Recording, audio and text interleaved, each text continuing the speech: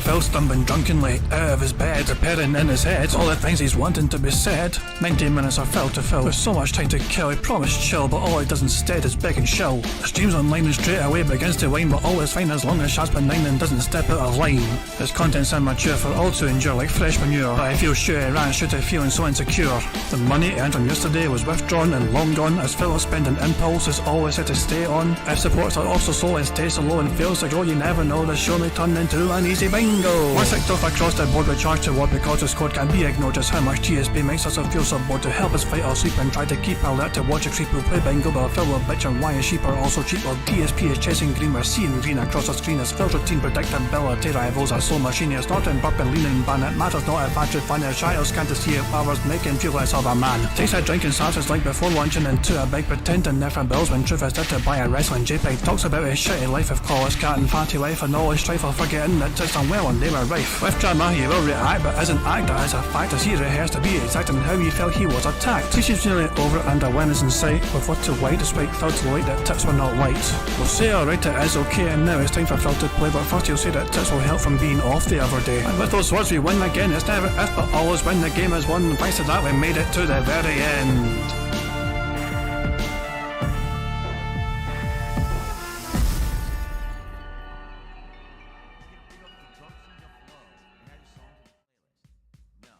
Hey guys, King Jad here, and welcome to DSP Bingo for what is today, Saturday the 17th of August 2024. Aye, that's right, it's a fucking Saturday and I'm doing bingo. Bizarre fucking times indeed. I'm not going to make bingo tomorrow, I'm busy tomorrow. Special family commitments, not jazz, I'm going to a wedding. Yeah, because I'm not going to be here tomorrow, I thought why not do it today while I can. Which is rare, I know, but it is what it is. Phil's going live right now actually, but so I'm just going to let his crappy little intro and other intro play out. And then we'll put one pause and we'll board up some speed up juice and all that crap. But yeah, Phil's in a very chirpy mood today, he's in a very good mood, and it's partial because he was given like so many hundreds of dollars yesterday for just putting up soundproofing foam.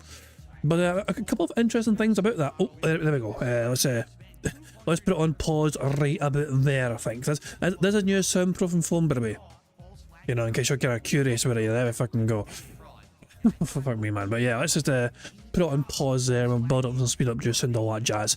As always, we're going to fucking have a couple of things to go over before we actually do the bingo itself, okay? So we'll just build up some nice amounts of speed up juice there and all that jazz, and then we'll crack on with things. Beaster is begging, demanding, forcing me to check the member Discord, because there's apparently been a whole bunch of things been made there.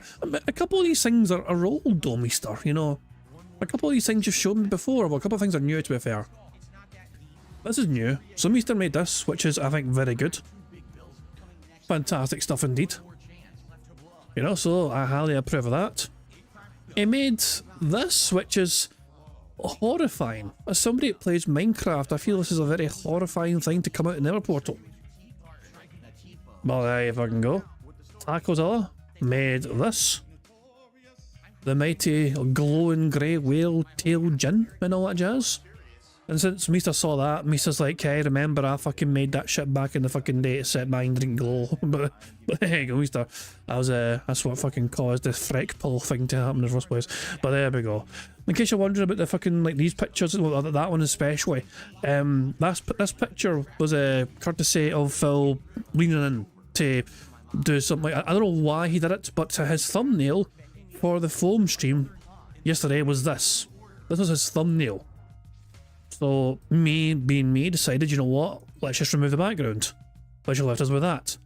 And then I just felt like the creativity of the detractors shine through, and let's see what they come up with. And Tacozilla did not disappoint, because Tacozilla came up with this, which I just had to steal for the thumbnail. I just had to go, that fucking shit is too good, I'm going to steal that for my own nefarious purposes. Bish bash bosh. Yeah, Galactus the Devourer. That's Tacozilla puts it, so there we go. I've had a whole bunch of excellent, you know, artistic submissions so far. We've been eating well detractors, you know what I mean? The artistic style detractors have been eating quite well. But yeah, Phil had a very good day yesterday in terms of support and all that jazz, and him, basically he's learned that him asking up front for money just directly and trying to convince his audience and guilt trip them to, oh, you only gave me this amount of money, you can do better than that and all that shit. He's really embracing the Kino Casino way of trying to ask for money. And it seems to be working out well for him, so long may it continue, I guess, you know what I mean? Because if Phil's and the money are easily parted that way, then they fucking deserve to lose their money. It's not as if Phil's going to fucking do anything special with that money, eh? So there you go.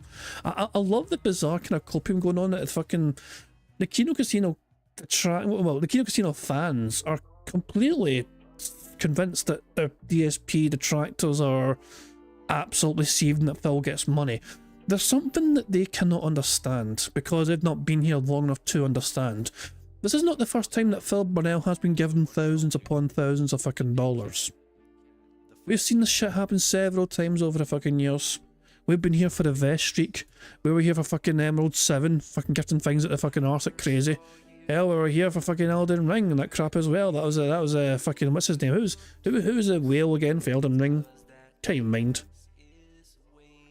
What was the name of the Elden Ring whale? I can't even mind who that fucking guy was. Shit. If I look to fucking tip analysis, it'll fucking tell me probably. Emil H, there you fucking go. Is that little prick? Emil. This guy, the Elden Ring whale. So yeah, he wasn't around a long time, but within like a half year pretty much, you know, he gave Phil almost $3,000 in tips alone. Bloody hell, it's crazy shit. Crazy shit. But you know what I'm saying though, this is not the first time Phil Burnell's ever been given fucking tons of money. And in that time where Phil Burnell's been given tons of money, has anything special in his life changed whatsoever? Absolutely fucking not. So by all means, Kino Casino guys, please keep giving Phil all the thousands upon thousands of dollars you think will fucking trigger us. It actually just gives us more content to create, because inevitably Phil Burnell is going to fucking ruin it all and they'll all go to fucking shit. And at the end of the day, you're still going to be down thousands of fucking dollars because you gave it all to Phil Burnell. So who's really the fucking loser here in that scenario? But yeah, you guys want to learn the hard way? Kino Casino guys, you want to learn the hard way? By all means, go for it. You guys must learn that lesson. You must hear that lesson. You guys keep fucking throwing Phil thousands of dollars. We're not going to stop you. We're going to embrace it. We're going to encourage it. Because Phil's life will not be improved by it. I don't know, like, it's not as if, like, if history has ever taught us anything, if history has ever taught us anything, it is that Phil Burnell will not try and improve his life or whatsoever in any way, despite the money he is given. It doesn't happen. It doesn't matter. He was given, like, this shit here, last weekend, he was given almost $1,500 in tips. Gone.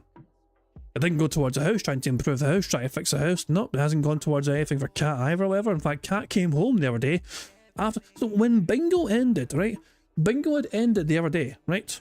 This was yesterday.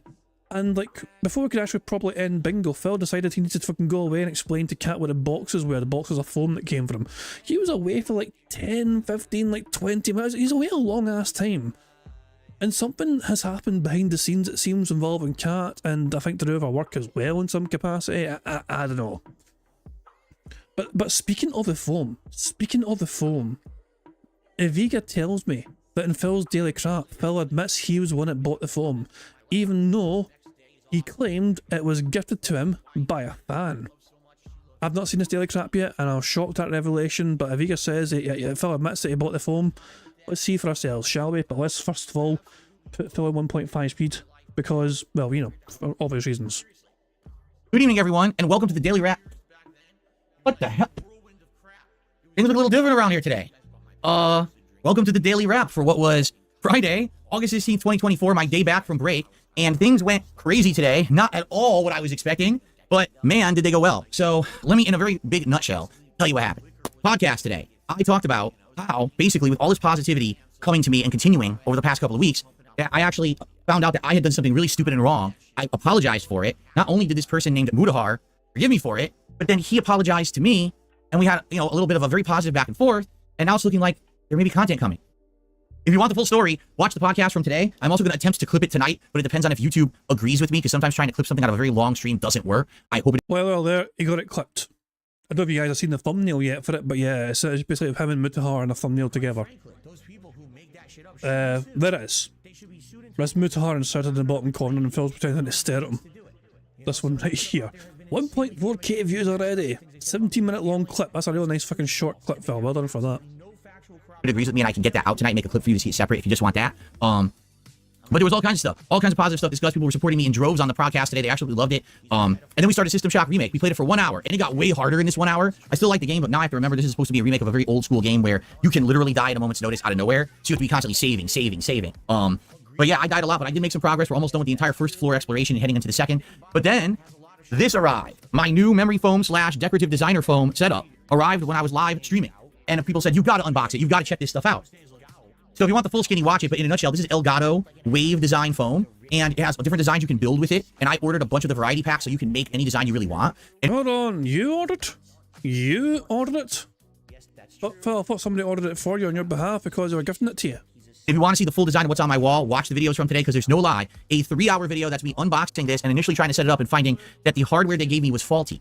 The screws are terrible and they strip so easily, I can't even get them in the wall. All right. So I ended up having to take matters in my old hands, and thankfully I had a different kind of screw in the house that I was able to on the fly adjust and use, and that allowed me to get the whole thing up no problem. All right. So Phil has an out here, okay? Phil has an out, okay?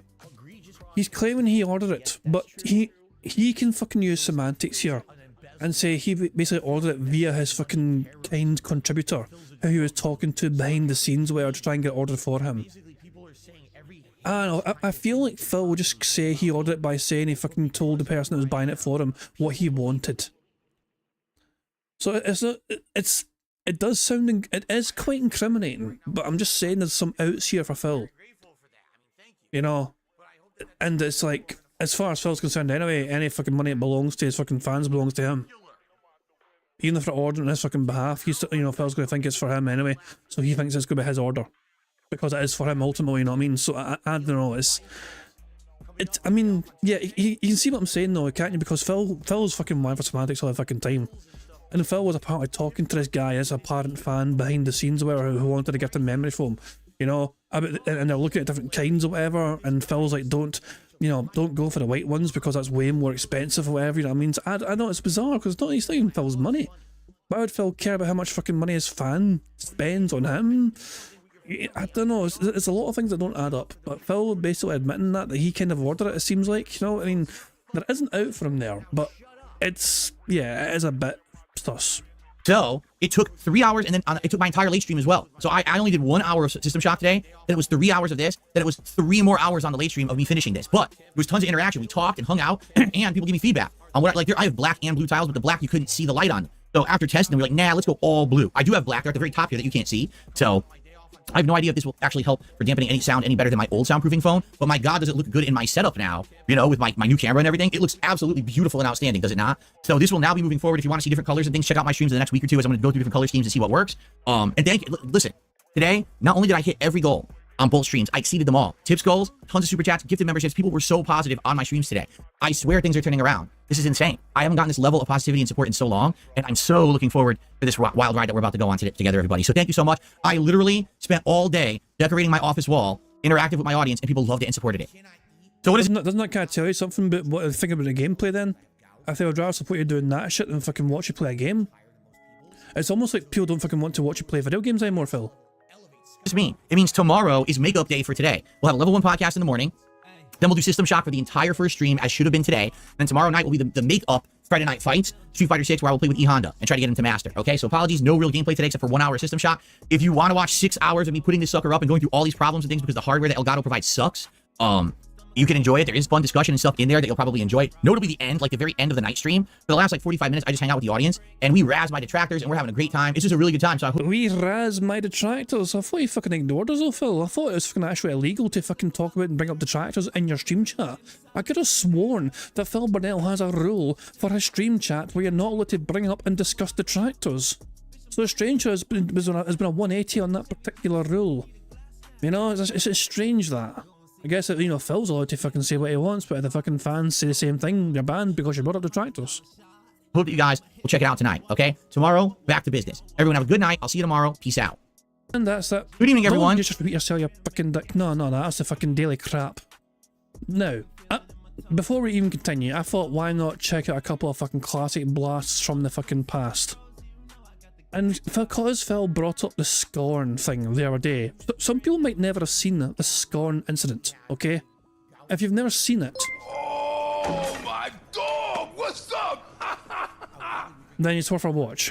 Before that though, thank you very much to Kill Denson for a super chat, who says, I also find it funny how he keeps joking about how he's going to pull Hogan's. Yeah, he's basically embracing it at this point in time, and all that jazz. But, I mean, all I'm going to say is there is conclusive several pieces of evidence pointing to Phil Burnell being the one who owns that down from the rafters WWE Champions account. And Phil's only defense was nah. So, and it's like, so what's your account then, Phil? If it's not that one, he's like, I can't tell you that. I need to keep that secret and private because apparently it'll hurt me if people understand what account I have that I use instead. It doesn't make sense. It does not add up. Anyway, let's watch Phil Burnell have a very salty, unrecorded segment about fucking Scorn. And I love this way he got pissed. He only got $30 for Scorn. Since then, and this is back in 2022, since then he's had so many of our streams. $17 a night for fucking Nintendo World Championships and $15 for Marvel Rivals, $21 for Fallout 4, $16 for Street Fighter 6, you know, so he's had tons of work streams since then. But this one was like one of the precursor for things going ultra fucking slow for him, you know what I mean? And he was not taking it, he was not accepting it, and he was just like saying, okay, enough's enough.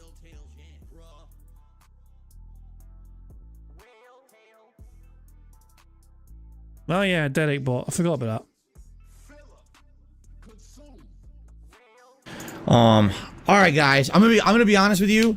I'm frustrated for two reasons. Reason number one, because yeah, the game does suck. I really did not like tonight's stream, and in addition to that, as you guys can see, I stayed extra late for you guys, and basically it amounted to nothing. No one's really supported, which pisses me off. It does. That I'm playing a game. Obviously, it's frustrating. A lot of people showed up to watch it because you saw how frustrating it was. And no one supported. Yeah, that does upset me. Okay? Can't I say no one fucking supported when you got a fucking top tip there and you got a tip total of $30 and you got a last super chat and you've got a fucking members there as well sitting there? No.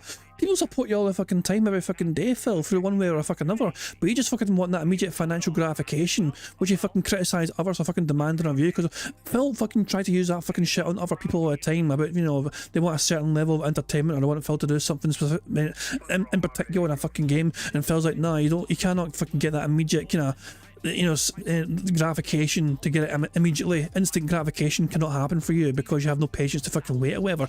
Is it the same person that cannot fucking, stand not getting $100 per fucking day and they fucking throws a goddamn hissy fit if it does not fucking happen?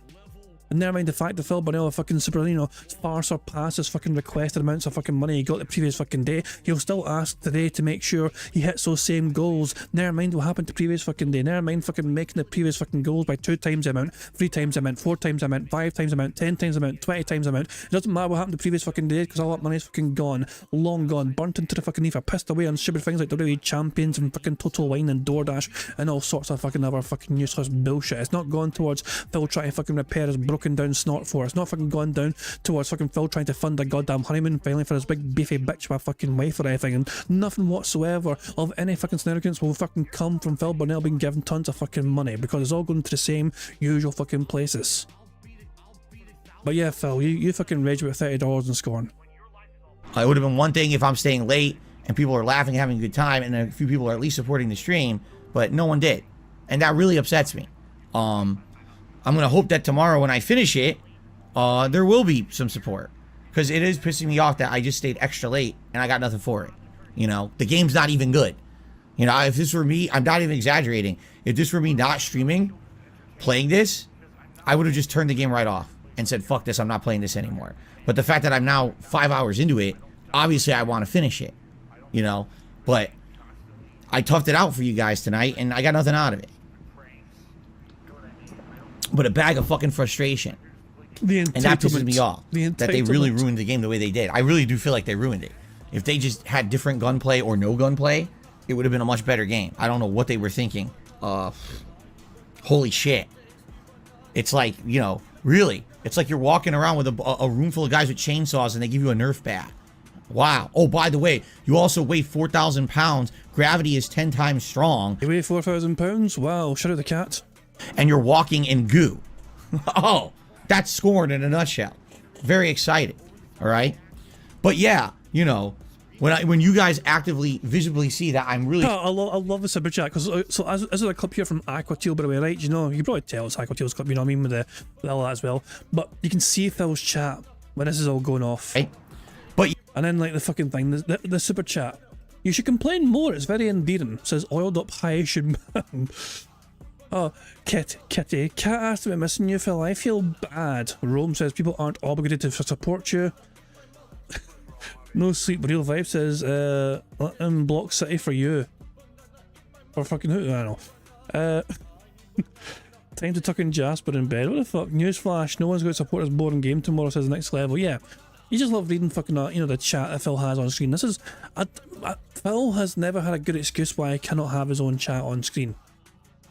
He just doesn't fucking want distractors. Basically, if Phil was fucking pretending to his audience when he's talking to him, saying everyone in stream chat is saying this or that, and you can actually see the chat on screens, you know, which is, you know, disproving what he says, then yeah, it proves Phil's a fucking liar. This is why it's good to have people like Raw Phil do the restreams, because he includes Phil's chat as well. Yeah, you know, when you guys actively, visibly see that I'm really annoyed that the game sucks, and I'm obviously toughing through it because you guys are here to watch and you're enjoying, you know, hopefully there will be reciprocation. There was no reciprocation tonight. I mean... Imagine equating money to fucking reciprocation. You know, because I'm here for you guys. That'd be fucking me saying, guys, I'm suffering for fucking Phil's podcast or bingo for you, and fuck off. You guys are telling to go fuck myself, and rightly fucking so. All the tips that came in before even the extra time I played. Alright? So, hopefully tomorrow we'll finish it, and, you know, because again, tomorrow's my last streaming day of the week. I'm trying to raise funds for my day off here. Okay? And, by the way, from everything, you know, factoring in everything I made today, alright, and everything else, my bill that I have to pay and everything on Thursday, I don't even have enough right now to buy Gotham Knights on Friday. Just being honest, I don't. So, I'm hoping that tomorrow's going to be a better day, in regards to that, so that I can actually afford all the stuff this week. Alright? Beautiful, beautiful. So also from the 18th of October. In fact, we can use a tips tracker, because this goes back to that far. So why don't we go back to the 18th of October and see actually what happened in Fulfill that time? I went too far. 18th of October. I went too far. There we go, 18th of October. He made $100 on a day stream. He had $104 on a day stream, and then only $32 a scorn on a night stream. And look what happened the following day. 172 buckaroos with a $100 tip. Sorry, a $100 tip. And then the following day, a $150 tip with 200. Jesus Christ, man. Phil, well, what's the thing? When Phil has these little crying segments where he's fucking blasting the game and saying, this does usually work for him. When he fucking bullies his audience and fucking guilt trips them into fucking not supporting him, and Phil's like, guys, I got things I need to pay for tomorrow, and I can't buy this, and I can't buy that, my life's fucking terrible right now because you guys aren't giving me money. It tends to work for him because his audience are very fucking gullible, and they're very easily portable with their fucking money, as history has shown. So, yeah. Jesus Christ, man. I cannot believe he complained about this on a day where he had like over $100 already from a day stream. So on a day when he made $136, Phil's saying that was not enough for him. It's fucking beautiful. And I'm trying to see as well, so his day off was the 20th of that week, right? So Phil had like a longer week, so we're going from here. 14th of October, 15th, 16th, 17th, 18th. At this point in time, okay, Phil had made in tips for that week almost $900 at that point in time, in tips alone. And he's like, he's like saying, that's not enough, guys, I need more. Why won't you give me more for my deal so I can feed my big fucking bitch of a wife? And oh, fuck off. Jesus Christ. Anyway, beautiful, beautiful stuff indeed. So that was a scorn incident. If people had never seen that scorn incident before, that was a scorn incident. And remember, in case people are curious, Phil made $385 yesterday from his soundproofing film stream. One more little classic blast in the past. I'm going to put it on like 1.5 speed, but it is an absolute classic. It's an old timer. Pokemon Moon stream outro. Viewership ranting bullshit. It's not my commentary. We're not going to watch all of us, you know. We're just going to watch some of it. Okay, everyone. Well, now I hope you had fun. Being that I knew people were enjoying the playthrough, I decided to go a little extra long today. As you saw, I went a whole extra hour on stream, which I hope you appreciate. Quite honestly, let me take a look, because I've not looked at stream numbers all day. My God, the stream numbers were terrible. Wow, what happened? We never even... Hold on. I'm actually trying to go back here. Fuck off. Thank you very much for now to run in for a sub. Well, no, sorry, for re-upping their bingo Barry membership message for 5 months and says Phil ain't winning. He exchanged his beefy. Sorry, let me add in some words for you. Phil ain't winning. He exchanged his big beefy bitch of a fat wife cat for a big beefy fat guy added a coke kid and more dregs of internet. Really winning there, Phil. Sorry, and I had to take some creative liberties there, Nathan Ronan, and add some more adjectives there to describe those kind of people. My bad. But thank you, Nathan Ronan, for re-upping your Bingo Barry membership. Oh, the bastard, I forgot to add members. The gifted members from the other day, I completely forgot to add a new member. Sokorev Pune gifted 10 members to the channel and I completely forgot to add them today. In my defence, I've had a bit of a busy day, but it's still, that's my bad. I said I was going to fucking do it and I fucking forgot. Maybe I can try and do it during bingo. I'll try and go do it before the end of bingo today and then we'll see if we can do it. There we go. Now Ronan says I couldn't add those words. That's why I'm here. I'll fucking do it on your behalf. I'll do it for you. Did we ever even get close to 400? We didn't, did we? At least from what I can see, I can't see the entire length of the stream, but from what I can see, which is back till around like 3 p.m., it looks like we barely even had 300 on stream. Wow. I don't know what's going on. Listen, here's the bottom line, and I'm tired of it now. No more excuses, all right? Because the bottom line is people are like, Phil's not engaged in his commentary, and Phil's commentary is boring, and that's why people don't want to watch the playthroughs of the streams. Bullshit. I'm loving this game. I'm voice acting. I'm engaged. I'm commentating on everything that's going on actively. Bullshit. I call massive bullshit on any idiot who says that about either the Watch Dogs 2, which I've been playing recently and really liking, or Pokemon. It's bullshit. I call complete and utter bullshit on anyone who's saying that I'm not engaged and I sound like I'm bored. I'm not. So I've had enough excuses. It just seems to me like people are fucking lazy and don't want to come out to the streams. I don't even know what else to say, you know? People are fucking lazy and don't want to come out to the streams. I'll leave it there. I'll leave it right fucking there. Why does it not scroll down? It should have updated the chat. Yeah, there we go. Phil's been given a whole bunch of super chats today, it looks like, and members and all that jazz. Look at all the support Phil's been getting today. Look at this. Someone called Suffer Horse gave him a contribution. Nah. Probably just a coincidence. Yeah, it's a Kino thing. The king's tithe, my captain, my lord, my king. Stay felted dickers. It's time for a DSP and Mutahar alliance arc. The peasants demand it. Fucking hell, man. The way they fucking word these things. I mean, I've been calling myself king for so many goddamn. I don't refer to fucking people as like fucking peasants or subjects or whatever. Nah, I'm a fucking. It's just all fucking laugh. Jesus Christ. Anyway. Bingo. At time bingo, shall we? Let's just get on my fucking bingo and see how we do for this robust Saturday. And to play bingo, of course, we're going to need a bingo card. So first number in chat I see will be what is for today's bingo card. The very first number in chat I saw was from Sam DeMarco. It said 1991. You can actually see yourselves in the fucking chat right there on the screen. Sam DeMarco was first. He beat everyone else to the fucking punch. So there you go. I know some people are like, no, didn't he? I was first. Nah, you fucking money. To me, Sam DeMarco was first, and there's evidence right there on the screen. So there you go. Randomise the bingo background image and type in the words 1991. Interesting number. And there we go. That's the bingo card we have for today's show. So this is the bingo card for today. As thanks to Sam DeMarco. Fair bonus pick it. If it wins, still thanks to me. If we don't win, then let's blame Sammy boy. So we need Phil to say or do Q&A.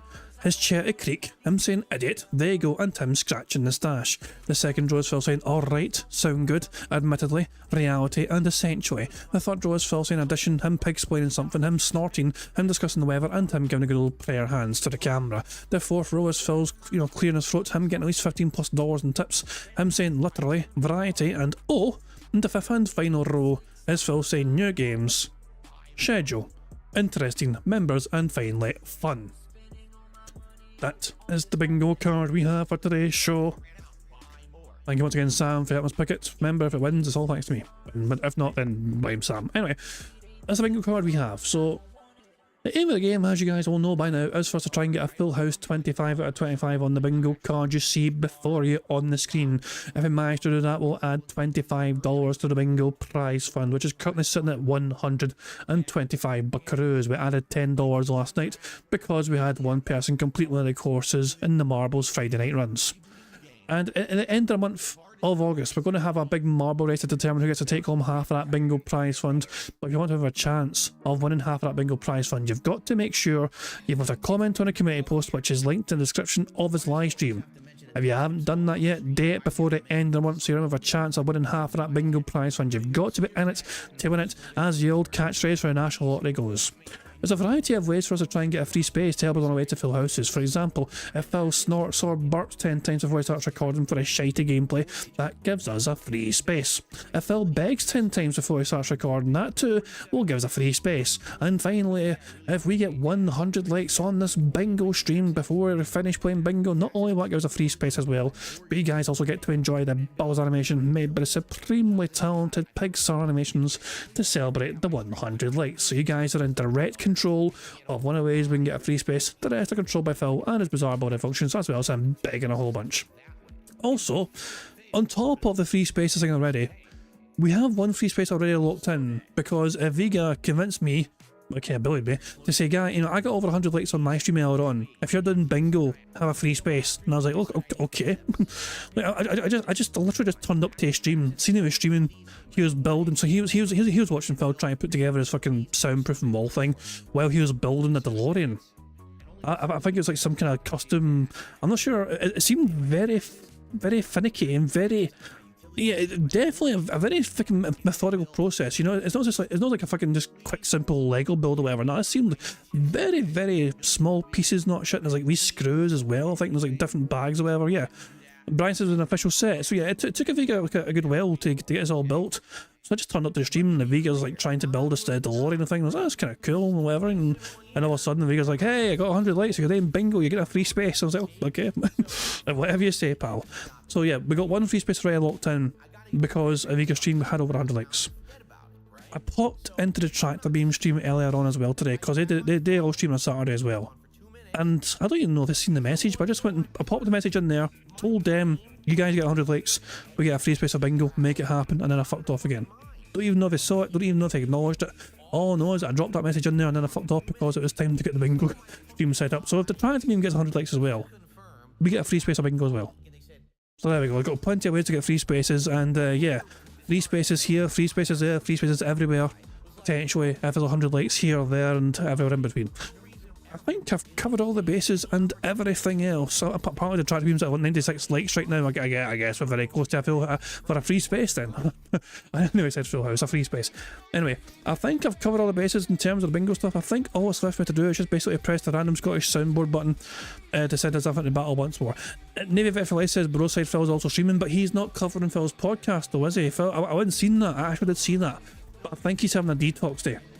So because he's on a detox day, I thought, well, let's not bother Broside Phil with, you know, current day Phil stuff. Let him enjoy his detox. So I mean, so that was my mentality anyway. It looks like he wants to have a little detox from Phil. I mean, I think he's doing DSP stuff, but I don't think he wants to deal with current day DSP. I think he's like looking at an older, this is how you don't play or something.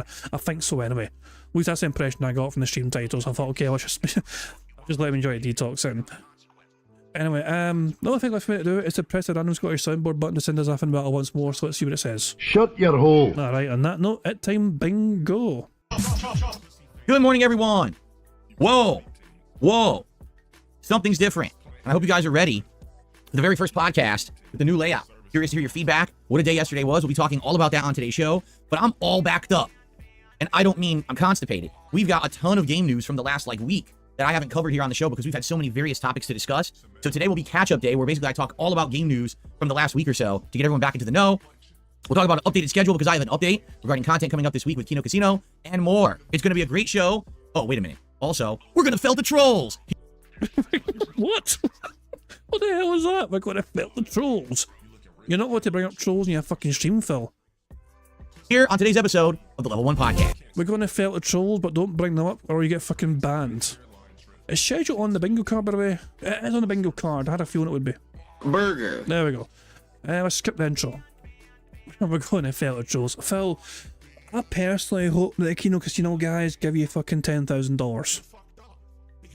I'm hoping it's a $10,000 stream right here for Phil Burnell because you know he's not going to do a goddamn thing that's meaningful whatsoever at fucking money. So by all means, Kino Casino, please, the challenge has been laid down. You motherfuckers start fucking emptying your fucking bank accounts. You start getting some fucking loans out and you start giving Phil Burnell all the fucking money possible. Make sure your filter's good and proper by making Phil even, get many more money.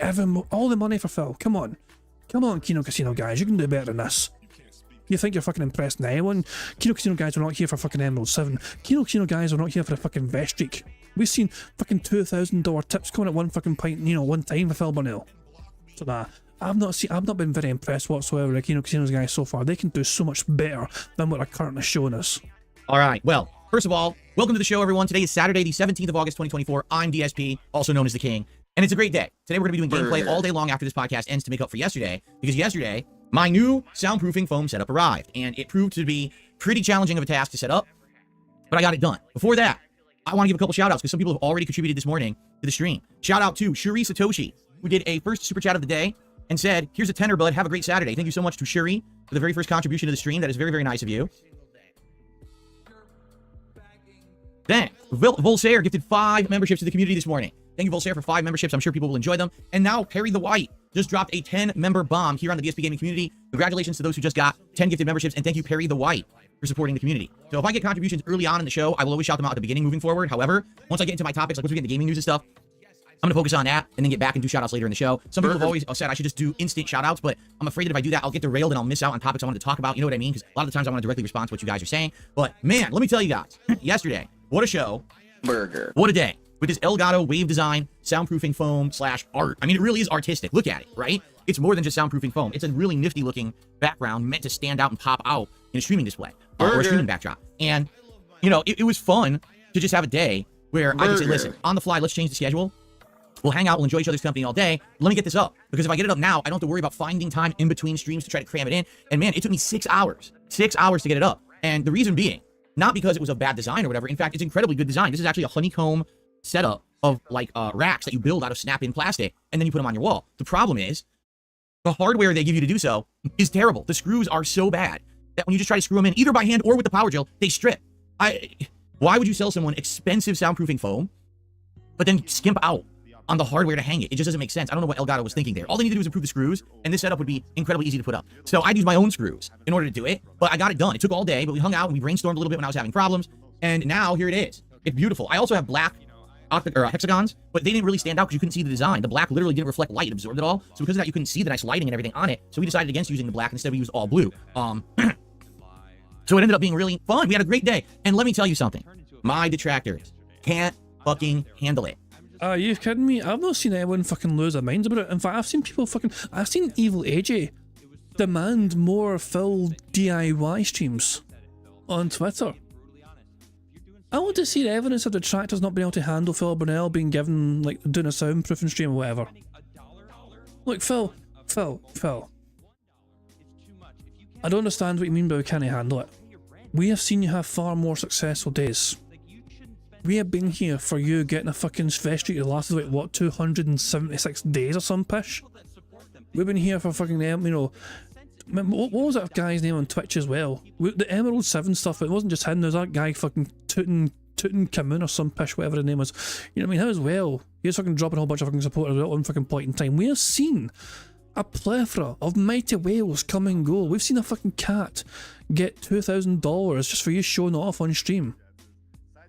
You know? It's just, we have witnessed all these massive monumental whales come and go, and all your fucking amazingly supported well-near days or whatever. We've seen you at your highest highs, Phil. We've seen you when you were fucking rolling in fucking fuck you money. When you were making $10,000 a month, $11,000 a month, $12,000 a month sometimes. You were making insane money some days. And yet, we're still here. And that's not me just fucking like making shit up. Look at this shit from back in 2021. Oh. In May of 2021, made 16 grand one month. Look at that shit right there. $16,000 Phil made one month. YouTube was like, oh, you know, almost 4 grand, and its own Patreon was up to 455. The tips that Phil got in May of 2021. $11,000, almost $12,000 in tips in a month. Phil averaged $600 a day essentially. We have seen Phil at such high highs in the past. You know what I mean? And did we disappear? Fuck no. Why the fuck would we? Because we know Phil's gonna have his good times and his bad times. And it's when Phil goes through his fucking bad times and it fucking all goes to shit and it ruins it all inevitably for himself. That is when it's most fun to be a detractor. But so it's interesting copium going on here, Phil fucking claiming that the detractors are Steven, whatever. No. Phil was just pointing up to the fucking Kino Casino fucking audience or whatever because they fucking love the idea that, oh, they're all fucking Steven. Like, Phil, evidence. Please, by all means, please gather evidence, Phil. Because otherwise it's just you fucking, your word, and your word doesn't mean shit. You know? Phil could fucking turn up on stream and fucking, you know, make all sorts of bizarre claims where fucking like, you know, before the stream started I was hanging out with fucking, you know, Hulk Hogan and all that shit, you know what I mean? Like, aye, fucking true, a good one, Phil, aye, we certainly believe that. Dips is wondering what I'm doing on a Saturday. I can't be here tomorrow, so I'm doing it today instead because I'm such a lovely person. They are so upset that I spent a day, instead of playing games, that I spent a day putting this up. And the fact that people stood around for it, they engaged, they talked with me, they helped me with it, and I hit all of my goals yesterday. Tips goals hit, super chats, memberships coming in. They cannot believe it. They're like, why would people support Phil when all he did was put up his backdrop? That's the point. Because people like me, stupid. They don't like you. They like you making fun of me, but they don't like you. They actually genuinely like me. So they came by to support me when I was doing something outside the box that they knew would improve streams moving forward. Why don't you back it up with a source? My source is that I made it the fuck up. So they're sitting there so upset that I had a good day. Oh shit. Get used to it, bro, because it ain't gonna change. This is the new normal, the new reality. DSP stream. Oh my god. Burger. Well, at least we got him to say fucking reality, but this is fucking incredible. Come and Phil, on you go. Like, some people get annoyed when Phil's like this fucking, you know, so far up his own arse, but look, trust me, this is going to work out so much better for us in the long run. This is good, yeah. When the big fall from grace eventually happens, it is going to be so good, and all these fucking clips are going to come back to haunt him. Oh, this is going to be good. He is providing us with so much fuel for the downfall. Has fun with his audience, gets success and support, and we continue on making fun of you. In fact, you're the reason why this is continuing. If you don't get it, 10 years of karma is finally coming back to bite you in the fucking ass. All you morons out there who made fun of me constantly and said bullshit and made shit up. Now you have no content. The only content you can make is like, oh shit, Phil did good again today. Oop. Really? Because I'm able to fucking, like, I'm creating content right now.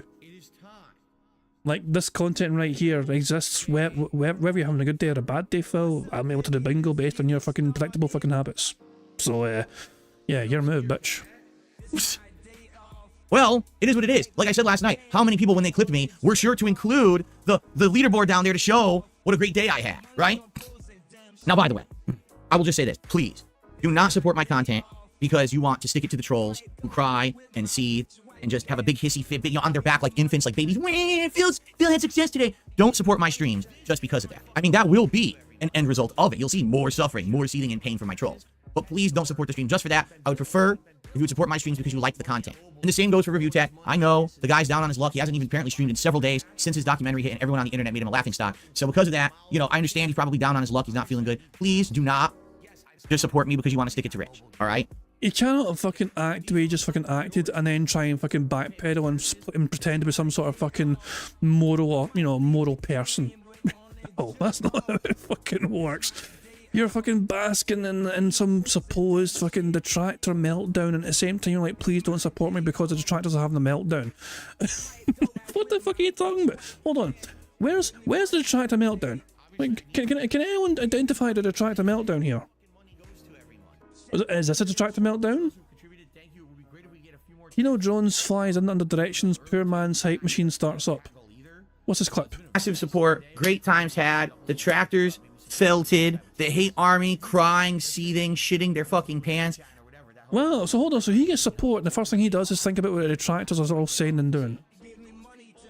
That's his like go-to. Like, you wonder why some people give him money just to fucking stick it to the detractors. It's probably because of speeches like this. Massive support, great times had, detractors felted, the hate army crying, seething, shitting their fucking pants. Actually, I heard today I did so good that Doody is actually constipated. He can't shit. He's gonna have to be taking some fucking Metamucil tonight, all right, in order to take a shit because he's so angry. He can't pop his turd. His namesake, he can't get out of himself because he's so fucking upset. That's too bad, man. All right. That's nasty. That's a nasty fucking joke. And yeah, taking L's is saying this is the type of content Day should be doing. Massive troll roast segments where he lambasts us for being no moron losers while he brags about how much money his dents gave him. It's fun for the whole family. Oh, bloody hell. Anything else? Where's the detractor meltdown? Where's the detractor? Oh, a French cat. Hold on. A French cat. Hold on, this is important. Bloody hell. That is a very French cat. Yeah, that's the most French cat I've ever seen in my entire life. Bloody hell. Oh yeah, and Phil licked the fucking... Hold on. I must find this for people so they can see, but Phil apparently... where is it? What's this? What the? What the? Is there audio for this?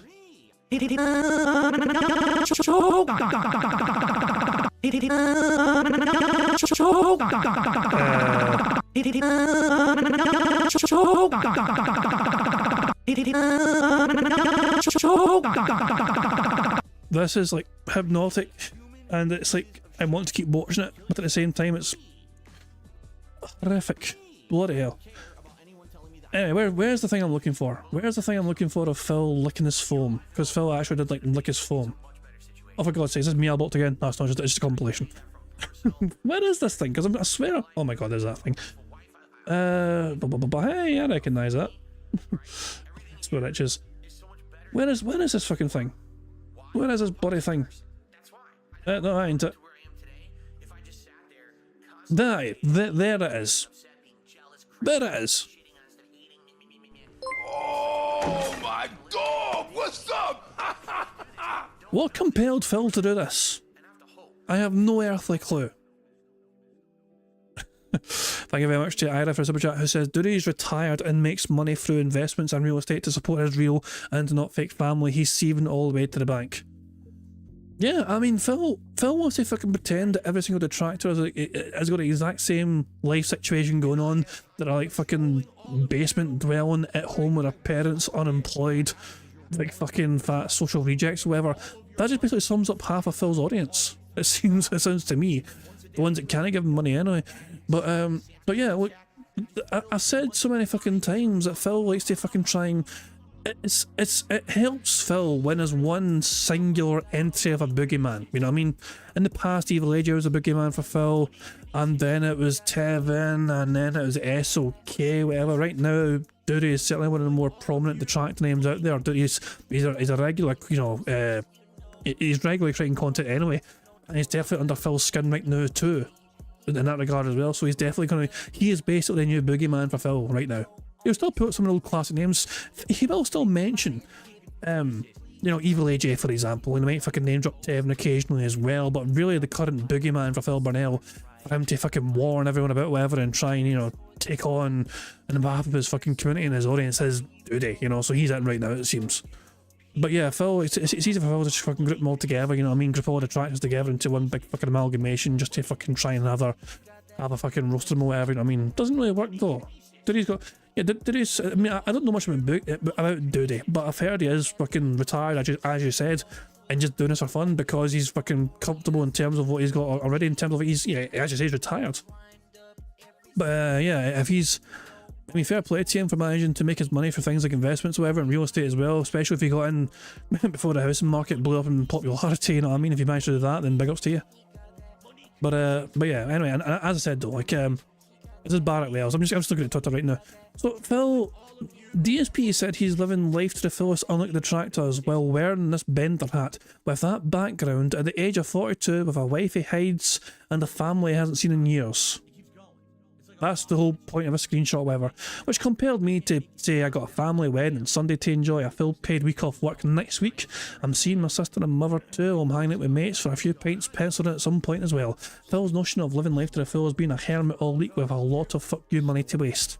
I'm good. I'd rather have my life. I would rather have my fucking life, but sure. You want something as well? My Saturday turned out to be a lot more fun than I was expecting it to fucking be. I've had a fantastic fucking Saturday. And it's been a pretty simple, basic one. For the first time in a week, I got my arse to the gym. I've not been well for a week, you know what I mean? The last time I was at the gym was last Saturday. So I thought I better get back to the gym, whatever. I'm starting to feel better. It's been a week without the gym. I better fucking start getting in there and, you know, fucking just trying to get back there. Done a little gym session. Like, I mean, it's one of those ones. I felt weak as hell. Like, so yeah, but I still done it anyway. Afterwards, you know, I was going to go home. First of all, I was up, but I went and got in touch with my... Actually, before I went home, I got myself a shirt because I got a wedding tomorrow. Went to Slater's in Glasgow. If you're ever needing like suits or shirts in Glasgow, if you ever find yourself in Glasgow, Slater's is the place to go. I fucking said this before, Slater's is dynamite for that kind of shit. And the Glasgow Slaters are fucking quality. So I got myself a nice new shirt for this wedding I'm going to tomorrow, you know what I mean? It's going to be fucking dynamite. So yeah, but then I thought, okay, I'm going to go head home or whatever, and I got in touch with a good lady, you know what I mean? Asked her, you know, I was like, I was like, are you feeling hungry? I'm starving. Like, I hadn't anything since yesterday lunchtime, so I was starving. And she's like, you want to have some lunch somewhere? I was like, fuck it, why not? I'll meet you somewhere, then I'll fuck it. And we ended up having a little lunch together as well, so unexpected, impromptu little lunch dates with my good lady. And got home, you know, a bit well fed, so I was all good, you know what I mean? And and afterwards, I had an afternoon nap with my dog. It's like it's the most simple little thing in the world, just to enjoy a little afternoon nap with my dog lying on my neck, feeling quite content as well. But we napped and chilled for like an hour or two, whatever, just enjoying some peace and just happiness and just it's the most basic fucking shit, you know. But yeah, I just there. So yeah, with my duck's named Doug. Yeah, thank you. Yeah, thank you. Yeah. My dog's got a habit as well. For whatever reason, my dog really enjoys like sleeping on my neck, you know? So it's like a big fucking furry scarf. But anyway, yeah, that was my day. It's not the most exciting, crazy day or whatever, I mean, but to me I've had a very fun, enjoyable, robust Saturday. And not only that, I was home in time to do bingo, an impromptu bingo, you know, which is fucking great as well. So unexpected bingo's always nice as well. I was able to get back for you guys and do a little bingo. I'd rather have my life than Phil's life. Phil's life has more money, naturally. But I know what he does with that fucking money, and my life is, I feel like my life's a lot more whole, you know, got a lot more meaning to it, you know what I mean? I got my family, I still see, I got my friends, I still see or whatever as well. I get to fucking have a whole week off work coming up, paid. You know, I get paid time off work. Phil doesn't have fucking paid time off work because he fucking has to work every day just to fucking live and exist. You know what I mean? For people like us that are responsible fucking, you know, have like fucking jobs or whatever to, you know, that allow us to have such things, you know what I mean? Phil can only dream of such a fucking existence. Anyway, I just thought I'd share how lovely my day's been compared to Phil's day. Where it's like, oh, I fucking spent 6 hours putting together foam while fucking bunch of morons throwing money at him because he asked for him to throw money at him. Aye, Phil, that sounds like a wonderful day that'll live long in the memory. I want people to come by and genuinely be enjoying what they're seeing, and that's why they support it. But we're going to continue to make fun of my trolls. I mean, that's part of the fun, is it not? Right? And let me tell you something. So last night, after I shut down, all right, I finished my work. I clipped the clip about the Mudahar discussion we had yesterday. If you haven't... Oh, fuck off. Sorry. Aviga distracted me. Aviga distracted me by saying it showed me something horrific. Aviga has been quite big on reflections recently and symmetry. So he created some of these abominations. Yeah. So Aviga's been having fun with all this kind of sort of shit, you know. I love how it's called Oh God 2, Oh God 3. That's how I saved these. Oh God 2, Oh God 3. Bloody hell. Yeah, nightmare fuel for sure. Thanks, Aviga, for that. Oh, bloody hell. Anyway, let's crack on with bingo, shall we? Haven't seen it yet. The clips here on the channel been here for 12 hours. It's basically just me clipping out like 17 minutes talking about the whole Kino Casino Mudahar interactions that we're having right now. And I have an update on that, a very positive update about some content coming out later this week, okay? Who fucking cares? But let me tell you guys something, okay? Last night, after I was done in here, I went downstairs and I saw my wife, all right? I gave her a big hug and a kiss. I said, honey, what a great day we had, or I had. Yeah, she didn't have a good day. She fucking came home and you fucking had to spend like 10-15 minutes fucking trying to sort out whatever was going on in her fucking life. Clearly had something go wrong with her that day. Phil was like, what a great day we had. Jesus, hold on. For people, people might have missed it, Phil was away for like 15-20 minutes yesterday. Just with a fucking blank check, because his wife came home, and I think it was earlier than planned or whatever, I'm not entirely sure, because Phil was like, I better go and explain to her why there's empty boxes in the hall, and he was away for, was it 16 minutes? Maybe. He was away for 16 minutes. Randomly, and there was like something happening or whatever, like, you know, he didn't elaborate on what happened to Kat, but it's clearly something that didn't seem to kind of give her a good day. And then Phil's at the end of his fucking day, fresh off getting almost $400 in tips or whatever, and a bunch of awesome chats as well, and he's fucking just bouncing down the stairs in a chirpy fucking mood. What a great day we had, baby girl. Let me hug your big beefy ass, not a shit. Let me give you a kiss on the cheek as well. Mwah. What a wonderfully amazing debate day we've had. Never mind your shitty day, honey. What about me and my amazing day? It's still going to elaborate on why it wasn't a great day for Kat, but just him. I'd love it if it did. And I saw my wife, all right? I gave her a big hug and a kiss. I said, honey, what a great day we had, or I had. Let's relax. And we relaxed. But immediately, as I sat down on the couch, I opened up my phone, all right? And I just went right to WWE Champions, my favorite pastime. And immediately, I took all the support that you guys gave me on that stream last night, and I just went on a pull frenzy. It was pull after pull after pull, and I just, boom, Hogan. Oh, Macho Man, Hogan, Andre the Giant, Hogan. It was amazing. I had such fun last night, blowing all of the stuff that I had raised on stream so frivolously, so carelessly, not a care in the world. And that's what I love, man. That's the whole. That's a good joke, Phil. Now tell us what you actually fucking did with money, shall you? Or are you not fucking brave enough to fucking say what you're actually going to do with the fucking money? You fucking coward. Whole show and dance here, right? That's what it's all about. That's what everyone says. So that must be what happened. Totally. So I'm glad that you guys are supporting the Champions run. It continues. So many Hogans, so little time. I mean, at this point, I got so many Hogans, the locker room's like bustling with, like they're trying to close the door, but there's Hogan arms and legs sticking out cartoonishly. They can't close it. Fuck, there's Hogans in here. So there you go. Thank you so much. I really appreciate you guys supporting my content yesterday in a very positive way. I had a great time with all of you, and let's have another good one today, right? Let's have another good one today. It'll be very different because today's going to be, well, first of all, looks different, right? I mean, what a different look. Now, realistically, I don't know if this is going to make it sound any better, only because I already had soundproofing foam back there. I can tell you this is covering a bigger surface area than the previous foam. The previous foam was like a square here, but this is thicker, denser foam, and it stretches out further over here and a little bit further up. It's definitely much higher quality foam. It's thicker, has like a denser, inch or so in it. So it's definitely better quality stuff than what I had. But honestly, I don't think I had much echo in my commentary, my microphone anyway. This is more for looks and ease of use. And right now the blue is popping, right? The blue looks really good. But they have white.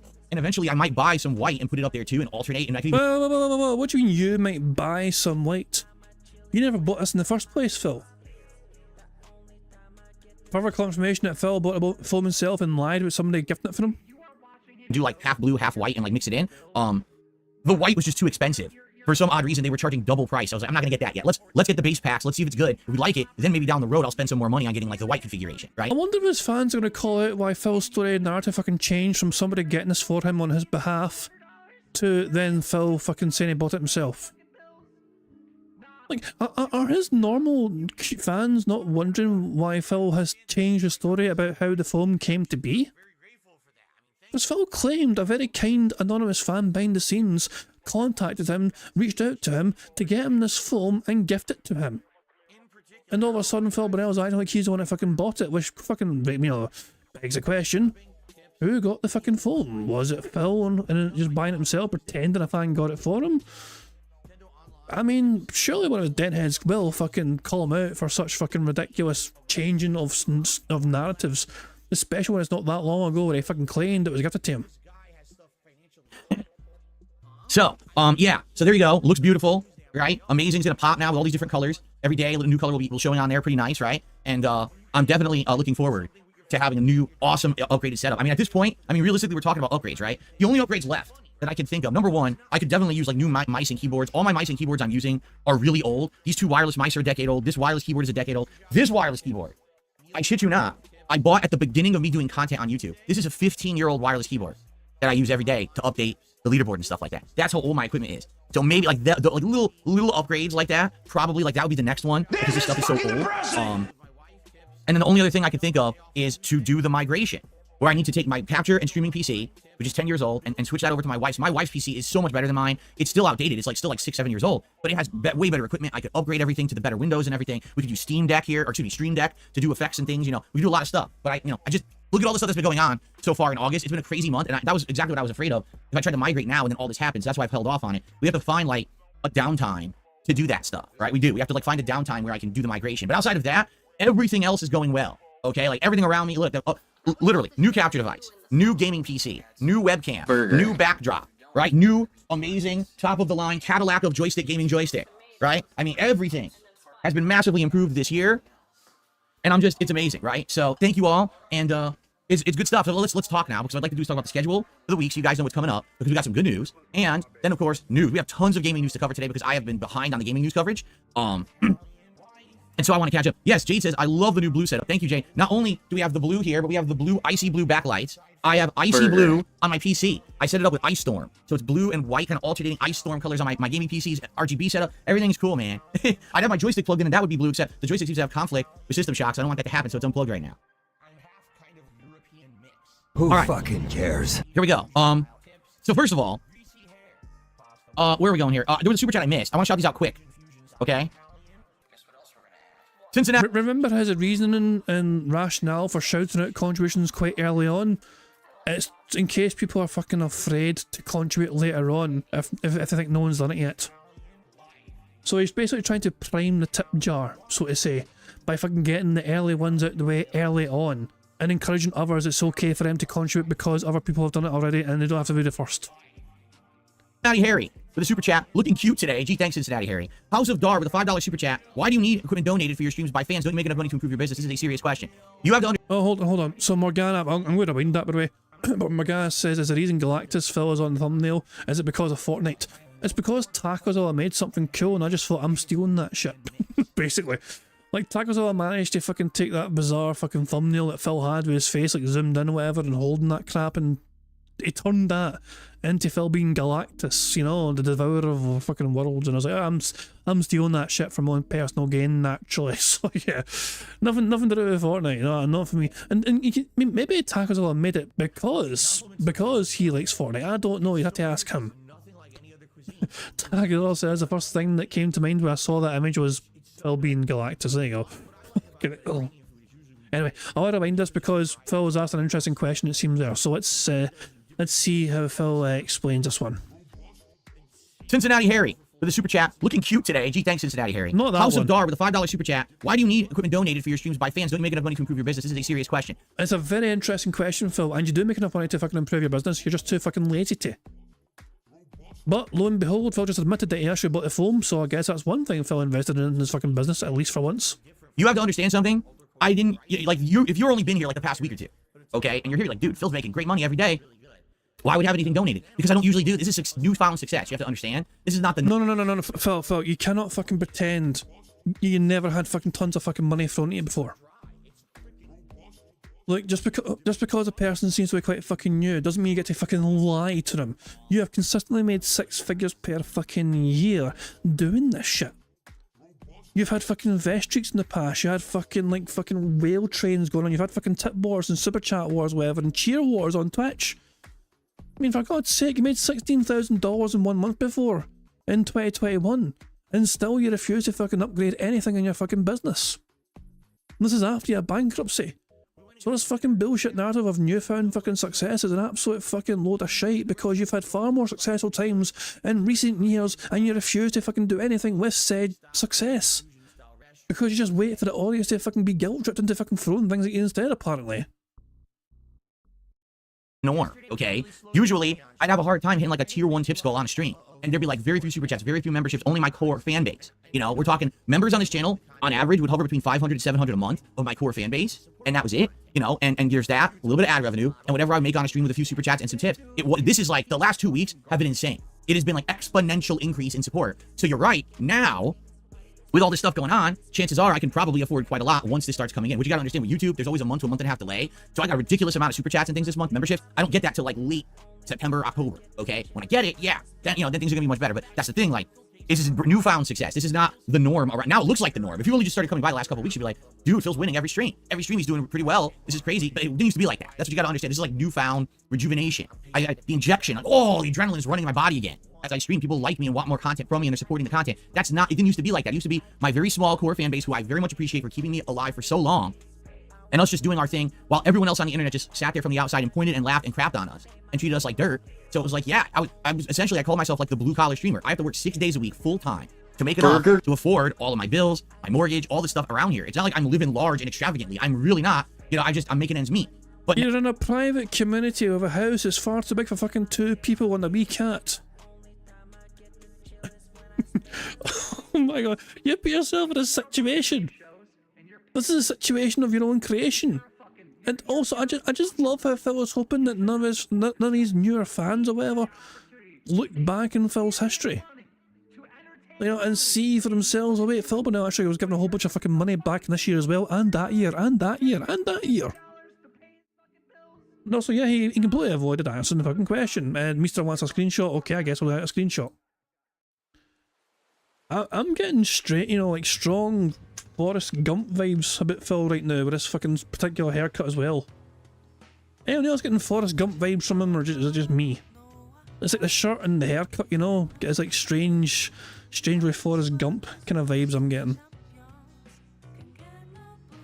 the blue collar fucking streamer. He makes 6 figures per fucking year, for God's sakes, for the last fucking 15 years. Let me just throw this in the member Discord. Oh, for the love of God. I just looked at member fucking Discord. I don't want to. No. Tacozilla, you've gone too far. I don't think I can even show this on stream. I don't think I might get in trouble for showing what Tacozilla created. I'm not entirely sure. It's nasty. It's vile. Oh, fine out. Hold on. Well, first of all, Eviga had some fun with his horror style show, and he got quite creative with the backgrounds as well and the filters and everything. That's so big ups to Eviga for that. Then to lower the tone completely the other way, Tacozilla created this. And then, not content with having created that, he then made this. So, yeah. Nasty. So, Tacozilla responsible for that, and that. Whereas, this is Evigas. 2 interesting creations, which is, you know, big ups to him for getting a bit creative with the backgrounds, but yeah, that's, yeah, Tacozilla just ruined many a fucking meal, I'll tell you that much right now. Now things are looking up, and hey, if this, and like I said, this kind of stuff is fleeting.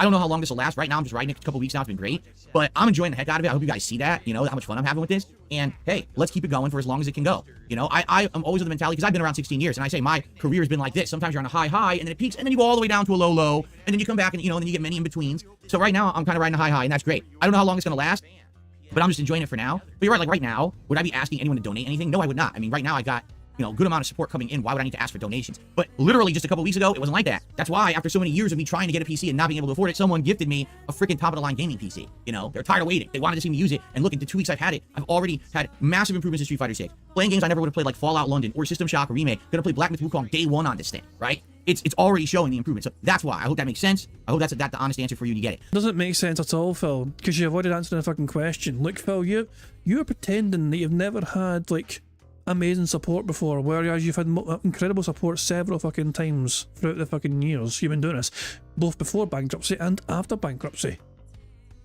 I guess Phil feels he can just fucking lie through his fucking teeth to a new viewer or a new fan because they're probably not really inclined to fucking look back through the tip tracker and try and learn for themselves about the kind of fucking success that Phil has had over the last several years. Or lack of success, how you want to fucking interpret it. John Poole with the super chat. Cat watches in terror as you're getting Hogan after Hogan. Yeah, she goes, oh, she stands there. Oh, Hogan. And Amplitory, thank you for the membership. Okay. Now back to reality. Here we go. So, what was I saying? I got distracted. Oh, schedule. All right, let's talk about the schedule. All right, for this week. So this week, now obviously already things got thrown for a loop because of yesterday and the whole putting up the soundproofing foam. Let's update the schedule. Today, it's all about the gameplay. After the show ends, we're gonna go back to System Shock Remake, and yes, I will actually do a whole 3-hour stream of System Shock Remake today. Yesterday I was supposed to do it, and I looked at it for an hour, and foam arrived. Today, it's all about System Shock, okay? Getting into the game and understanding it better. You guys were actually helping me a lot yesterday because there's stuff I didn't get. You were explaining. I really appreciate that. I love that interaction. That's how I can understand what's going on in these games. You know, especially this one. The game from the 90s, they upgraded to be modern, but there's a lot of things that I'm not getting, and you guys are like, oh, here's how it works. I'm like, ah, okay, cool, right? Basically, you're too fucking dumb to understand the game. So, yes, I'm excited for more System Shock. And then tonight on the late stream, Street Fighter, which again was supposed to be last night with Friday Night Fights. It got bumped to tonight, 6:45 p.m. Pacific time. E-Honda Master Push, meaning we're in 4-star Dynamo E-Honda. Let's get him to Master tonight. Let's see if I can do it, if I can get enough wins to get him to Master level. Then my 4 major characters, which are M. Bison, Blanca, Dalsim, and Honda, will all be in Master level, and then we can play at a higher level whenever we use them moving forward. I'm really not going to be focusing on Lily and Zangief much anymore. It's just too many characters I'm juggling, okay? Oh, you're not fucking good at them. Your placements weren't good with them, and you can't fucking be arsed trying to fucking get through to Master with them because you fucking only got like 1-star diamond and 3-star diamond with both characters. Felden's so poor in the placement matches, he abandoned those characters. Tomorrow is React Day. That means that tomorrow is a day when I take time away from my content to react to things. It's going to be my clip show, DSP versus the internet, over on DSP Reacts. That'll be on the first stream after I finish my podcast here. And then on the late stream, it will be Retro React to PS Home Take 2. This time around, we're going to be watching when I explored PS Home in 2009, about a year after it had been out. Tons of improvements and new added content that they added to it, so that should be a fun thing to react to on Sunday night over on my DSP Throwback channel. Now, tomorrow's DSP versus the internet will be interesting Because we have newcomers. People last week joined for the first time as members, and they submitted clips, and I'm curious, what the clips will be. It's always a good variety show. We're gonna get more eyes on it now, so hopefully you guys will join me for that tomorrow. It should be good content, okay? Monday, daytime stream. I'm going to either continue on with System Shock Remake, or I may do a major Street Fighter 6 stream. I'm undecided at this point, okay? Reason being, basically this is the last. I'm calling it right now. He's going to play Street Fighter 6. I'm calling it right now. Or I may do a major Street Fighter 6 stream. I'm undecided at this point, okay? Reason being, basically this is the last chance for me to do a stream like that before the new release Black Myth Wukong comes out. And new release is new game. I'm taking new games. 5 in a row. That's concerning. New release, new games, the same goddamn thing in this case. The content. I know it's not the word. New release, new games, same thing in my opinion. I like System Shock Remake. I'm in a rush with it. With Street Fighter, I'll only play it once in the week, and if I don't play it again, I might not play it all week.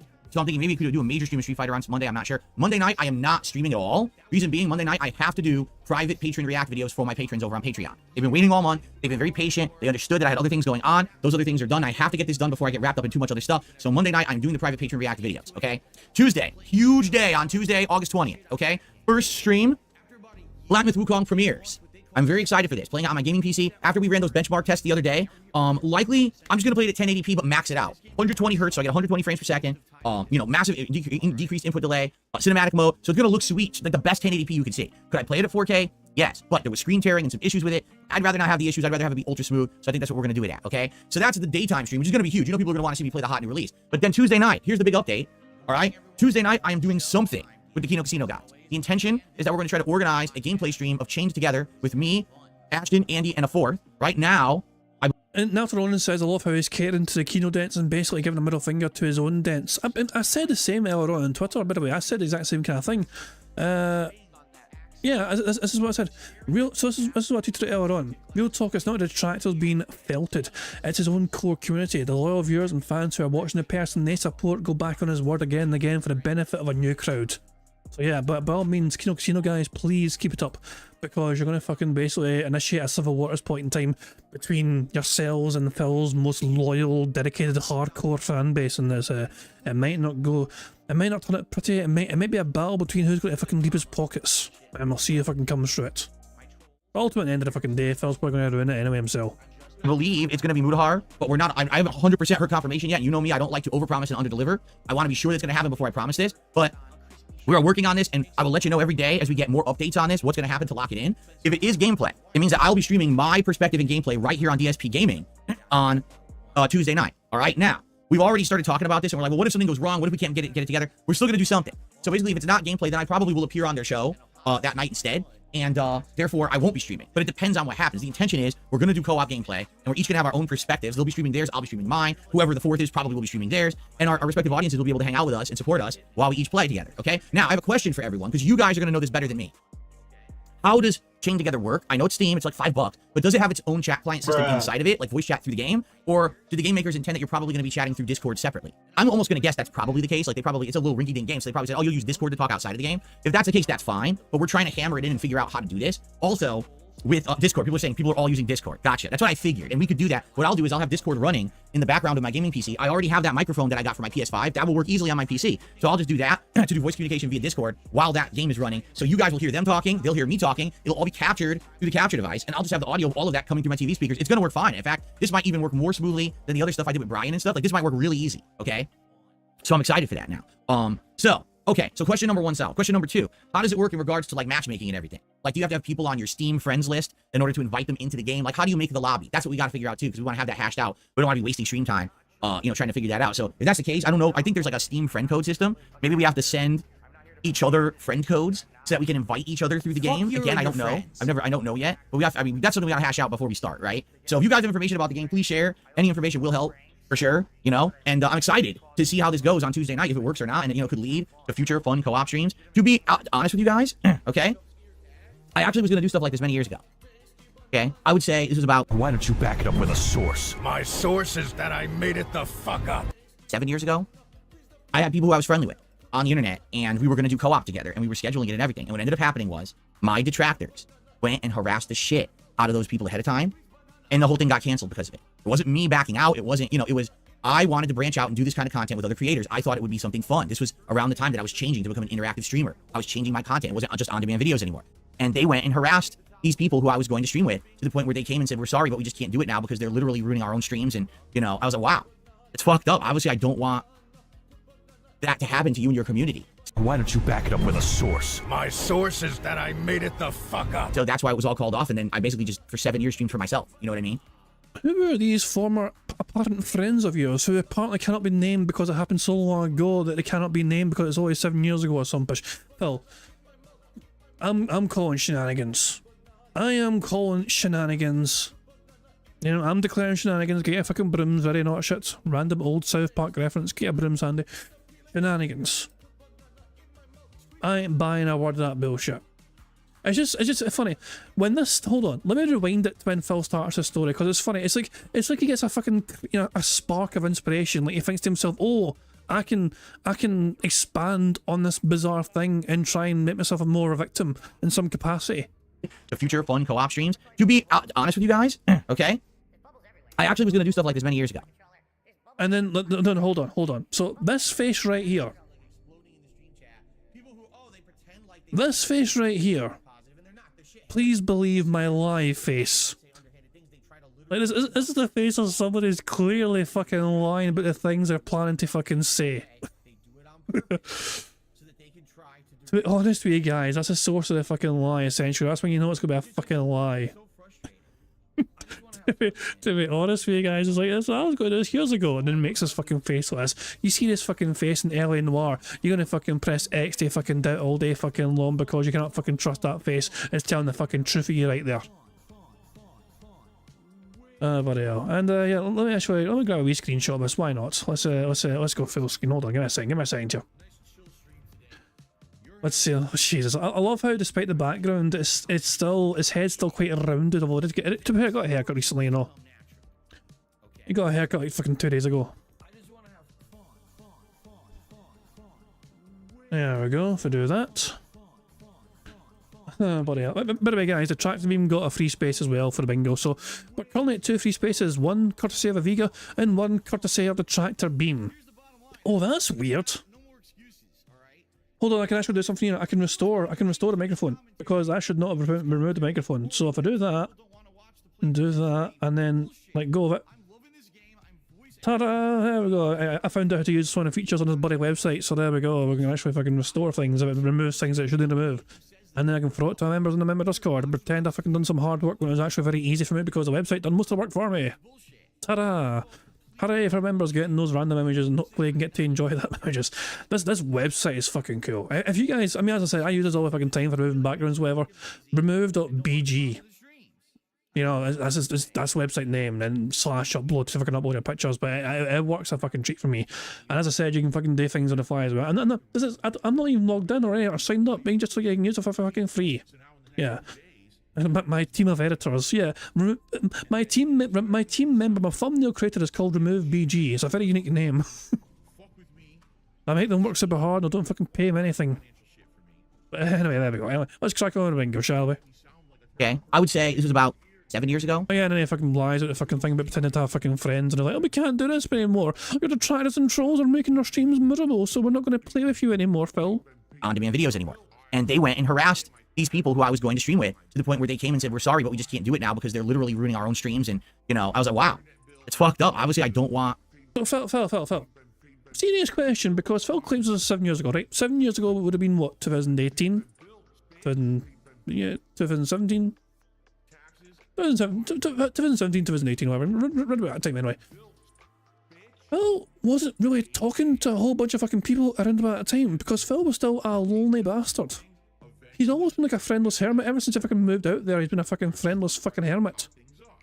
Like, as far as we're aware, how are we meant to abuse and harass people on the internet so we don't know who they are? You know what I'm saying? Like, how are we meant to go after our supposed friends who are not Rambo and Howard from fucking Connecticut, but some of our fucking people? Who the hell are these people? Because I'm trying to think, I'm trying to rack my tiny wee brain as to who Phil could have been fucking friends with back in like 2017 or whatever, and honestly, nothing's coming to mind. I mean, yeah, the clues where he said there were other streamers, yeah, but who? he never name dropped anyone as far as I'm aware from back in the fucking day. And according to Phil Burnell in his own narrative, he's always been the whipping boy and the fucking the victim of mockery over the years on the internet. So how could the detractors have ruined a situation for him when he was going to do this back in the fucking day but couldn't?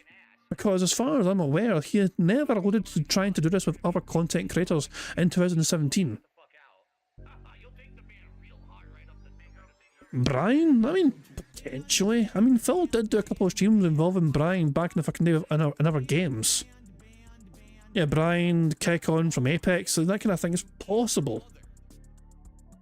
I don't know. I mean, Brian is, as far as I'm aware, Brian's kind of cool with the detractors. In fact, I'm pretty sure Brian still does. Like, I think he did a stream with Lord Diaz again in Street Fighter randomly, like recently. I'm not sure, but yeah. But the detractors are kind of cool with Brian, as far as I'm aware. But Kekon, I'm not entirely sure. But Kekon might have received some mockery. I'm not entirely sure. But I think they may have been a bit of a dent themselves. I'm not entirely sure. But yeah, that might be what Phil means. I don't know. That to happen to you and your community. So that's why it was all called off, and then I basically just, for 7 years, streamed for myself. You know what I mean? But all that's different today, because now we fucking own those assholes every day, right? Yeah, sure you do, Phil. Now fucking keep saying things for a bingo card so we can fucking win some more.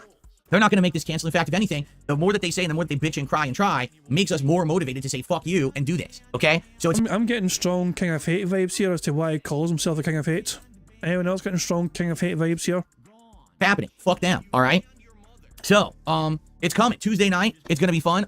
Again, we hope gameplay will happen. It'll be chained together. If it doesn't, then I'll make an appearance on their show. We'll hang out for a few hours, just like I did a couple weeks ago. But let's see what happens here with that and go from there. Okay, so that's Tuesday night. Then Wednesday, it'll be Black Myth Wukong. And then Wednesday night stream, the final stream of the week, I'm leaving completely open. It could be Stardew Valley, because at that point, we wouldn't have even played Stardew Valley during the week. It could be System Shock. It could be Street Fighter. I don't know. Probably, I'll be honest, after a week of this kind of chaotic stuff, probably Stardew Valley would make sense.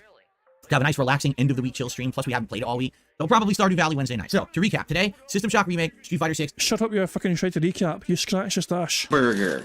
5 in a row. That's concerning. Chill stream, plus we haven't played it all week. They'll probably Stardew Valley Wednesday night. So, to recap, today, System Shock Remake, Street Fighter 6, Honda to Master. Tomorrow, React Day. DSP versus the Internet on DSP Reacts. Retro React to PS Home on DSP Throwback. Monday, likely more System Shock Remake or Street Fighter 6. We'll think about it and figure out what we want. But a major stream, and then after that, no late stream because I have to do private Patreon React videos. Tuesday, the premiere of Black Myth Wukong, and then co-op gameplay with the guys at Kino Casino and the fourth, whoever ends up being, as long as it goes according to plan. And then Wednesday, more Black Myth Wukong and probably Stardew Valley. That's the week. What a week, right? Keep in mind, we're making the push to the end of August, which means we're gonna have more new games coming out, like Star Wars Outlaws, the Black Ops 6 beta, and Hey, Phil said new games, so anyone that was upset that I fucking ticked it for new releases, he actually just said new games there. So yeah, for people that may have been upset that I fucking ticked this for new releases, we can tick it for new games, just there. Burger. 5 in a row. That's concerning. So just in case, I like, sometimes I like trying to find these things, because sometimes people get annoyed that I tick things and I'm a bit too, I'm not strict enough sometimes with the things on the bingo card. Some people think I'm not strict enough. You know what I mean? Like, I tick things too easily without fucking being, enforcing the rules properly. But I've just said new games there, so it counts definitely.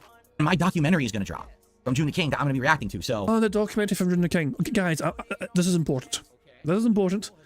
I need help creating a bingo card for things that could possibly be in this documentary. Whether it's June talking about certain people that was involved in Phil's history, or incidents that has happened in Phil's history between start to finish. I want to create as big a possible bingo card as possible, because I'm planning on doing a special bingo for the June the King DSP documentary. So to have a very own unique custom bingo card for that documentary, and things that are brought up in that documentary we can tick off on the square. And if we get a full house on that particular bingo card, then that'll add to the bingo prize fund as well. But yeah, I need to try and come up with as many things as possible that could come up on that thing. So yeah, for sure. But yeah, I'm trying to rack my brain from all the things from back in the day, like, for things that could come up and make it, yeah. So Mike Watson, Jaha, Cannon Brothers, 4 for Evil, #1 ranked American, Walking ATM, that was Phil's nickname. Apparently, click the ads, Blip TV, Patreon and camera scam, the Project 7 reboot scam, supercar addiction, his credit card debt before he started YouTube, this is how you don't play, collecting statues, his nepotism at Sikorsky, Machinima, Hutch, Ramble, Howard, Respect the Pack, Project 7, Liana, Panic Attacks, Curse, Direct Capture, Keemstar, Lockout Podcast, King of Suffering. That's everything I got so far. There's plenty more we can include in it. There's far more to include in it, but it's so, there's so many things that we could add on there, you know what I mean? But yeah, it's just trying to organise it all and get everything on there just to get on there. But yeah, if anyone can think of things that should be included in it, you know, by all means, like, get in touch with me, drop me a message on Discord or fucking Twitter or whatever for things you want to see potentially added to this bingo card, and we'll get it added. And by the way, I have a quick update about that, okay? Because you guys have been asking me. Oh, by the way, hold on, I got a shout out. Stuffa Horse did a $10 super chat. Says, the king's tithe my captain, my lord, my king. Stay felted dickers. It's time for a DSP and Mudahar alliance arc. The peasants demand it. Well, thank you, Stuffa Horse, for that. Very nice. Okay, cool. So, no chips as of yet. You know, trolls are trying and I'm ignoring them. Okay, what was I saying? Oh, I have an update in regards to my upcoming reacting to my own documentary, because people have been asking, well, are you going to react with your documentary with the Kino Casino guys like you did with the Rich from Review Tech USA documentary? And I've already told you, no, my documentary is over 4 hours long. It's going to take me upwards of 10 plus hours of reacting to this thing to get through it. Okay, so I have to do it on my own time, split my streams up to do it. It would not be fair to be asking someone to come to a co-op react on my channels and I get all the benefit and they don't do a week of work. That'd be insane. Okay, so I actually asked the guys, you know, what were they planning on doing in regards to the documentary? And basically they said the only way that they would react to it would be to react to my reactions. So wait for me to react. What the hell? That's a bit cucked. That's a wee bit of cuckery going on there. That means they're going to have to wait for Phil to finish his reaction. And wait for so long for Phil to finish his reaction before they're even going to fucking acknowledge it and bring it up on their own channel. There's a wee bit of cuckery going on there. To it first, and then they would watch clips of my reacting to the documentary for added context, because that makes more sense than just watching it raw, but not really knowing what I have to say about the situation. So there's your answer. But that means they're going to have to wait for me to react first before they react. So there you have it. They may or may not do it. Okay, it's up to them. And if they do it, they're going to be reacting to my reaction, so it's more based on me getting it done first. That's what I mean. Like, I know that when my documentary drops, that's going to be, everyone every day is going to be yelling at me all day, go react, right? I know. But I want to do gameplay too. I don't want it to just be reacting for 2 weeks straight to this thing. So that's why I'm going to split my days, half gameplay, half reacting. So that way we can get through it at a steady pace, but also not just completely overcoming all of my other content. All right. Okay. Cool. All right. So there we go. Now, guys, it's time for my favorite segment, your favorite segment, and everyone's favorite segment. That's just shit that I use. Here on the show, it is time for DSP News. Who fucking cares? Fucking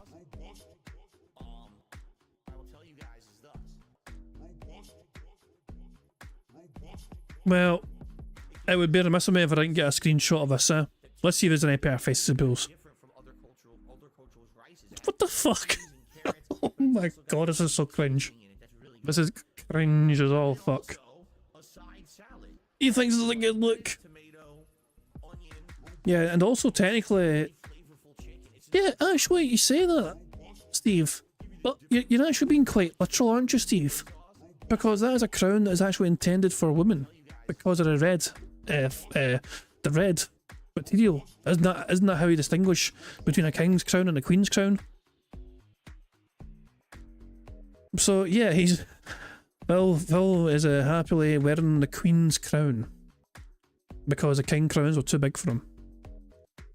But anyway, let's is there any particular frame here which is going to be most robust? Oh my god, I guess fucking... He just thought... I don't know why he wants to channel his inner Dr. Evil. He's about to ask for $1 million. I don't know, hold on, let's see. I think so, hold on.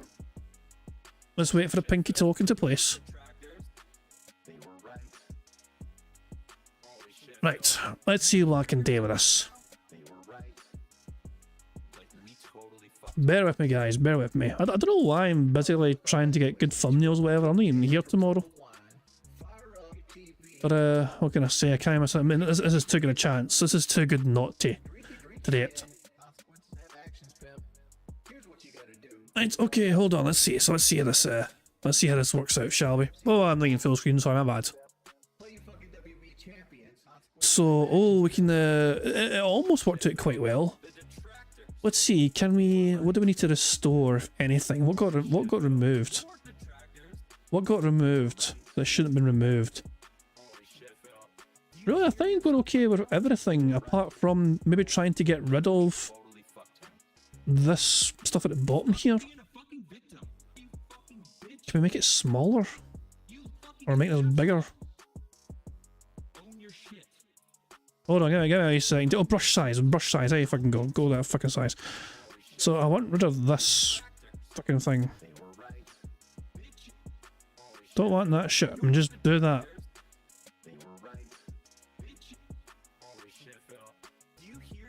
Will it work alright? Will it know what to fucking do? It seems to be struggling. It seems to be very confused.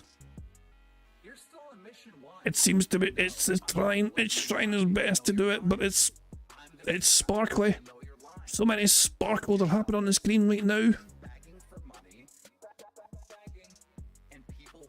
Because it's one of those things as well. You don't have to encode like the bottom of it anyway. You can just like fucking show like the top half or whatever. But it's still trying. Bless it. It's having a good right go at trying to remove that. I don't think it would take as long to remove it. I guess it's quicker to restore things for these than it is to erase things, because I was able to use a restore thing and that worked out quite well and it was quite fast, but to erase something, it's taking its sweet time, isn't it? Oh my. It's just, oops, something went wrong with processes, I mean just try again, like, well fuck it, I mean, yeah, it is what it is. Nothing I can do. Bugged thingy mechanics away. I don't know. Screw it. So what I'll do is throw the whole normal image in the member Discord, okay? And that way people can do with it whatever they want, you know, and I'll let the more talented people, you know, work their magic. Oh, for God's sake. Hold on. So, Aviga created this. There's more.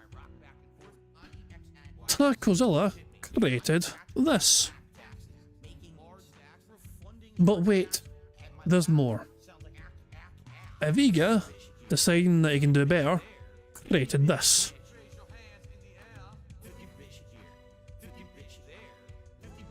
It's just... I wonder what Aviga's next thumbnail will be. Ding ding ding, we have a winner. There we fucking go. Oh bloody hell, it's just...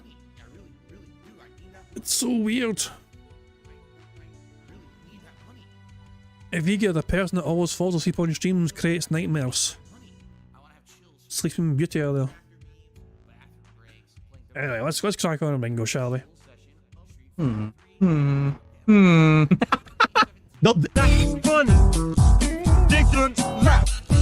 it fits a little better with my haircut. It fits a little better with this haircut because I have less hair. It's still way too tight. Like, it's crunching my skull right now. Seriously. Get the chip as well. Just as well as nothing in there that's fucking going to get damaged, you know what I mean? Really, like, pick up the chip? For God's sake, am I going to get another fucking thumbnail because he's going to hold up a fucking chip? What the fuck? Is he fucking pretending to be Richard Nixon or something? I am not a crook. So Philip of Bonnet. I'm not gonna clip this shit. I'm not. If somebody wants fucking thumbnails for that, they can do it themselves. But fucking hell. Oh, I mean, no. Hold on. Fine. I'll do it. For one more, I'll fucking do it. Once more into the fucking breach I go. I am Jesus, man. I didn't intend to have this happen tonight. We have so many fucking thumbnail breaks, but Phil is certainly hamming up massively for the Kino Casino guys. The hilarious part is obviously this is everything Phil has ever claimed to fucking hate. Like, he's not going to fucking act like some sort of fucking clown or that shit. He wants to be taken fucking seriously, and then lo and behold, he's doing this after being given some money by a bunch of fucking random people on the internet that are not even part of his own normal community. So, yeah, I feel somewhat sorry for his normal army of dents, but it is what it is, you know what I mean? They fucking... They knew what they were fucking dealing with. They knew who Phil Burnell was. It is what it is. Vega has linked a tweet here. What's this? If I click this link, am I going to get in trouble? Do I want to leave YouTube? No, I don't want to leave YouTube. Why is it showing leave YouTube? It's a Twitter link and it's asking me do I want to leave YouTube. What strange ass link have you been putting in there, Vega? Right then I click on the link, it's asking me do I want to leave YouTube. It's a Twitter link. Oh, that's the guy that made art of the corner demons I made. Oh, fucking someone else that likes to fucking provide nightmare fuel. No thank you then. No fucking thank you. Let's get this fucking nightmare fuel off the fucking screen and get back to the bingo. Get back to DSP News. Well, the first of his name decrees this be the news segment of the Level 1 podcast. That's funny. Dickens laugh. Okay, enough fun and games. Alright, so we got a lot of news to cover because I've been so backed up with the news. I mean, so many stories to cover. So let me jump into it and try to cover. I want to go all the way back to here. Yeah, this is where I want to cover from, I believe. Okay, here we go. Oh, by the way, thank you to Hair of the Dog. The bizarre thing is, Hair of the Dog just gave us a super chat right now in live current time Phil, but we're behind Phil Bonnell by over an hour. So Hair of the Dog just today, just right now, gave us a super chat an hour later in the future from this point. But Phil also just gave him a shout out an hour ago for a super chat. So that was a fucking freaky coincidence. I seen Hair of the Dog's name pop up in the fucking chat there as a super chat. And I was like, wait a second. We're an hour behind Phil and he's shouting Hair of the Dog out now. What the fuck? Anyway, but yeah, also I love it. Remember Phil's priority in trying to deal with these fucking contributions that come in as he goes is to try and encourage people that they shouldn't be afraid to give him contributions like later on. The sooner the better for him. For chat. You gotta love it when someone in chat says, oh, it's not cringe whatsoever. That's totally the joke. Don't you get it? That's the joke. It's kind of fourth wall breaking. It's new avant-garde stuff when you realize you look stupid, but everyone Phil, you can't even spell avant-garde. You can barely fucking say it for God's sake. Cringes and laughs because we're having a good time. People are laughing with me instead of at me because we get the joke. You know? Okay, let's continue. We're still laughing at you, Phil. Alright, so first of all, listen to this story. It involves the mouse. That's right, Disney rearing its ugly head yet again. Wow, this backdrop looks good for the news, doesn't it? Sweet. Oh, not the fucking Disney story. This is so old, this fucking story. And it's a really sad fucking story as well. I'm sure you guys have fucking heard of the story. Like, Disney... So, somebody went to fucking Disneyland, he went there with his partner, you know, she fucking had an allergic reaction during dinner and, like, died afterwards, you know what I mean? And, like, Disney are trying to claim that the thing should not be going to jury, going to a trial. It should be fucking, they should go to arbitration instead. And apparently in the terms of service of agreement of signing up to Disney Plus, you agree to go to arbitration should you ever get into some sort of legal dispute with Disney. So it's bizarre how Disney are trying to claim that because this person signed up to something from Disney Plus, it applies to something that happened to them in real life while they were at Disneyland. Or Disney World, whatever it was. But yeah, they don't want to fucking propose it or whatever, and they're trying to fucking claim... I'll let Phil explain the story as well, but yeah, it's a fucked up story where Disney are trying to fucking say because somebody signed up for Disney Plus for like a week's trial or something a couple years before this happened, part of the terms of service of that fucking agreement on Disney Plus is that if you ever try to, you know, if you have like some sort of legal dispute with them, you must go to arbitration. And and Disney are trying to get this enforced because somebody's partner, while they're at Disney having a meal or whatever, they died with they had a severe nut allergy or something, and they warned Disney about this, and it wasn't heeded, and they died. Okay, listen to this. A doctor has died at a Disney Springs restaurant. The doctor had an allergic reaction after being assured that the meal that they were eating was allergen-free. They had particularly asked ahead of time because they knew that they had bad allergies, and they were assured by the staff, yes, the meal is allergen-free. Then they die. So the widower, very rightly, is suing Disney and saying, you lied, and my husband's dead, and we need restitution for this, all right? Listen to Disney's response. Just listen to this. Disney is... I thought the wife died, and the husband was chasing up... I mean, not if I was saying someone fucking died, but I thought the wife died, and the husband was chasing up... You know? I could have sworn it was the wife that died. And I'm right, apparently. It was the wife that died. I think the husband was a doctor, and the wife was obviously with him and died, and so he's just trying to get this, you know, going to court for it. It's a bizarre one. Trying to dismiss the lawsuit, citing the following. This particular doctor agreed to arbitrate all disputes that he ever would have with Disney when he signed up for a Disney Plus free trial years earlier. But by the way, that's not only just that, okay? That is messed up. They're trying to fucking use that as a particular fucking excuse and reason. But there was also something when they signed up for going to Disney in the first place. When they went and got tickets to go to Disney and, you know, experience the fucking theme park and go to restaurants there as well, there is something in the process of, you know, of agreeing to the terms of service and buying the tickets for there, where the same stipulation applies. Which is, that has more chance of being approved for that particular avenue than the Disney Plus thing. Most lawyers that have fucking reacted to the Disney Plus thing have all agreed it's a fucking massive stretch and it probably won't work, but they also fucking say that it's more likely to potentially work for the tickets thing, because when you're signing up to go to that particular theme park or whatever, well, the restaurants, whatever, if they've got it in their stipulations in terms of service, whatever, that might have a better chance of being adhered to and being approved by a court or whatever to go to arbitration.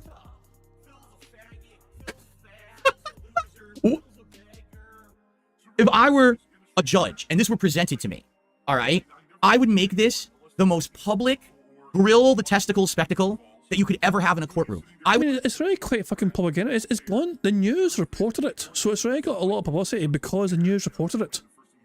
So basically, Disney have not got what they wanted because it has actually made the news. Make it so publicly embarrassing for Disney, okay, that they, like, you have to, if ever I've heard something so insanely fucking ludicrous, that because you signed an agreement with Disney, an arbitration agreement for an online on-demand video service, right, that now any crime that Disney commits against you cannot be sued for because you signed an arbitration agreement for that. That's like saying, all right, you signed up for a free trial of, I don't know, Netflix, okay? But then the CEO of Netflix comes to your house, pulls out a gun, and blows your fucking brains out in front of your family.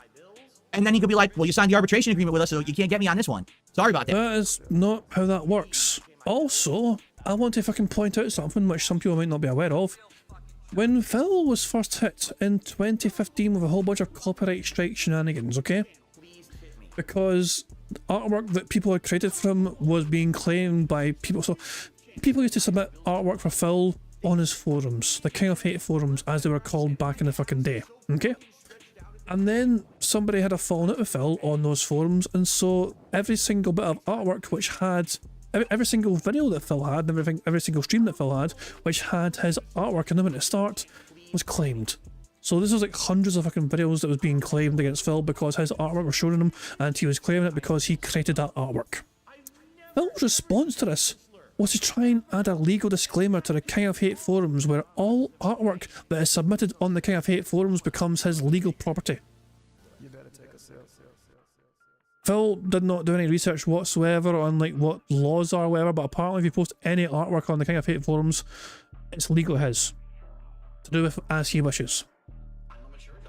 And there was like no, based on nothing whatsoever apart from him trying to stop people from copyright striking him in the future. That's the sort of person I deal with here. That's what he understands about fucking this sort of thing, the law. Oh my god, it's fucking hilarious.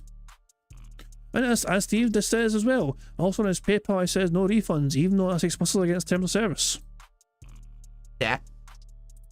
Huh? Of course not. Of course that's not covered. What are they thinking? They're fucking. It's PayPal. Steve, you're right the first time it was PayPal. In fact, we can see it ourselves.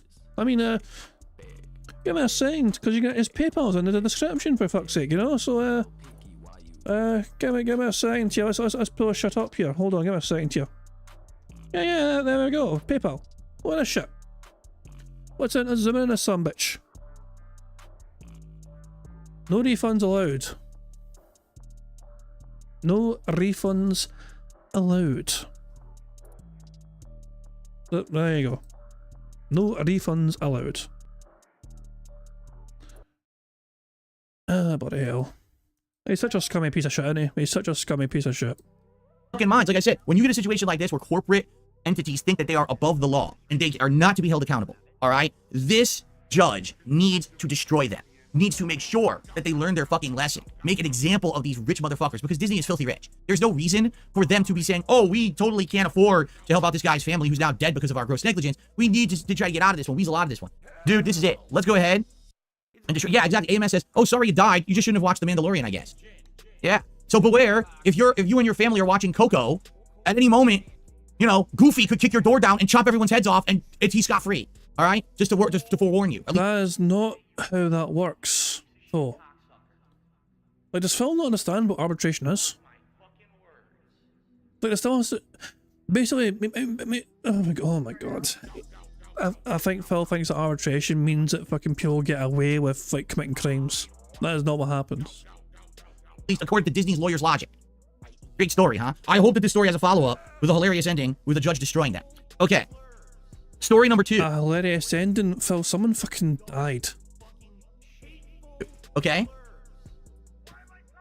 Dragon Age, the Veil Guard has a release date, Halloween, and it had its final little trailer release. But what's weird about it is the trailer was incredibly short and barely showed off anything. So it's like, I'm happy it has a release date, all right? You know, I am. I like Dragon Age. All 3 Dragon Age games I've played, I've enjoyed. I think I liked Inquisition more than most. I thought Inquisition was game of the year. And a lot of people crapped on me and says, oh, I just don't have good taste or whatever. There were better games. But I loved it. Listen, I'm always going to tell you guys, I'm going to be honest with all of you. And, you know, I'm going to not, you know, sugarcoat if something's bad, but I'm going to tell you if I really like something. I think Inquisition... You've also told us several times when you fucking use the phrase, I'm going to be honest, you don't actually fucking mean you're being honest, you just fucking use it as a ton of phrase. You've admitted that in the past. So whenever you fucking tell your audience, I'm going to be honest with you, are you actually being honest, or are you just fucking using it as a ton of phrase? Because you've literally admitted in the past you don't use it without meaning it, usually. It was one of those cases where I liked it more than most. But in regards to the Veil Guard, everyone's now afraid because the graphical style definitely has changed. It looks like it's softened, almost like Overwatch characters. People are wondering if the tone is going to be lighter because, you know, Dragon Age games typically used to be dark, and now this one looks more colorful and upbeat. It's like, wait, what's going on here, right? So I guess we're going to see. But Dragon Age is coming out on Halloween. Am I playing it? Yes. All I can say is we will play some of it during my Halloween marathon as a premiere. We'll play like an hour and a half, 2 hours of it during the Halloween marathon, and then the rest of the marathon will be the games you guys pick, right? Because I'm not going to completely sacrifice my Halloween marathon for this, but at the same time, it is a big high-profile new release people want to see, so I guess that's how we'll do it, okay? So I got to put this down on my schedule. Who fucking cares? We got Dragon Age, Veil Guard, October 31st. Cool. Added, noted. Cool. All right. They are making a live-action Masters of the Universe movie. Masters of the Universe. I mean, if you were to ask me right now, what are the things in pop culture that are still incredibly pertinent, and we've been clamoring and craving for a new, modern take and incarnation of? Man, I don't think Masters of the Universe would have come to my mind in the most ridiculously unlikely scenario. Masters of the Universe. How is this gaming news, Phil? Also, guys, please educate me. Is Masters of the Universe, is that the thing with Skeletor in it? Is Masters of the Universe that thing with Skeletor as a villain? Because if it is, he's always relevant. And T-Man as well. Yeah, Skeletor's always relevant. I saw a meme the other day involving Skeletor, and I think like Jesus, it was a bizarre fucking meme. But I thought it was funny to me. I laughed. And T-Man as well. He-Man's always relevant. Oh, fuck man, Re-Man, of course. But anyway, yeah, I mean, why not? I've never seen it, whatever, but why the fuck not? It's meme relevant. There was a movie of Masters of the Universe at the height of its popularity in the 1980s, and it sucked. It was funny as shit. The movie is a comedy riot because it's got bad acting, bad writing, bad effects. Like, everything about the movie is awful. Dolph Lundgren playing He-Man is actually hilarious because he could barely speak English in the movie, all right? I remember seeing it in theaters and laughing with my dad, and we were both like, all right, that wasn't good. But it was like one of those B movies, it's so bad it's good, just like a Street Fighter movie in the 90s. It's kind of the same deal, right? So for them to be thinking now they're going to try to make a modern, serious Masters of the Universe movie, the funny part about it is, Masters of the Universe was very popular in the 1980s, right? I was a kid growing up watching the show, and I had all the action figures and everything. They've already tried to reboot Masters of the Universe multiple times. They had a futuristic version, that flopped. They had a reboot, like in the early 2000s, that flopped. They even had another one they just tried, right? I think a few years ago, and that flopped. They've all flopped. So why now are we sinking more money into Masters of the Universe in 2024? I have no idea. Pretty weird, okay? Meta has said Grand Theft Auto San Andreas VR has put on indefinite hold and is no longer under development. Here's their official statement. GTA San Andreas is on hold indefinitely. We will focus on other projects. We look forward to working with our friends at Rockstar in the future. I wonder why. Is it that they don't think that anyone's going to care about San Andreas VR when GTA 6 is right around the corner within like another year? Is it that the bubble is bursting on VR and people are realizing it's not worth it to invest this much of a budget into these games because no one's buying them? It would be. I mean, for San Andreas, the game's very fucking old. I mean, I loved GTA San Andreas, right? But that's, I mean, that's a strange thing to try and fucking create, in my opinion. San Andreas with VR, like, who would have? I mean, I don't know. The graphics were not fantastic to fucking begin with. In fact, fucking people didn't have fucking hands properly. You remember the fucking hands and fingers in GTA San Andreas? They were just blocky as all shit. But they still did incredible to fucking get as much content in that game as they did, because it was just insane, the map size, whatever. But yeah, I mean, wonderful game to fucking play back in the fucking day, but for VR, I'm not entirely sure if that's even like, that's a strange move. Dava Dragon says making VR games isn't that much more expensive than making an average game. I play a Monster Hunter clone in VR made by a single guy. That's pretty fucking cool, fucking go, yeah. Rain Lemur just wants a hot coffee in VR. Jesus Christ, a hot coffee mod. Can you? Aye. Oh, gee, the controversy that fucking caused. People were so pissed off. Always fucking, the morality of our children, you know what I mean? You've got this fucking dirty fucking feature of the game and all that shit. They patched it out, but people could still fucking, like, you know, hack it in or whatever. The games are fucking adults. People are fucking worried about fucking children seeing this fucking shit. It's a fucking game made for adults. Anyway, so, oh my god, the hot coffee mod. I just remember people losing their damn minds about it. And it's like, it wasn't even that fucking big a fucking deal. It's like, the graphics were terrible anyway. It's like, no, it's, you don't really see anything, for God's sake. Oh, bloody hell, but yeah, people lost their damn minds because, oh no, think of the children. And then Derek's like, way ahead of you. No, I'm not a VR guy. You know, I had PSVR 1. I got the gimmick for like 3 months after that. I never liked it, never booted it ever again. So maybe they just don't think it makes sense to keep it running. I don't know. I have actually seen people play VR games of GTA before. Like, sorry, not VR. The closest, so somebody has made like mods for playing San Andreas and Vice City in first person, which looks extremely disorientating, if you've ever seen it.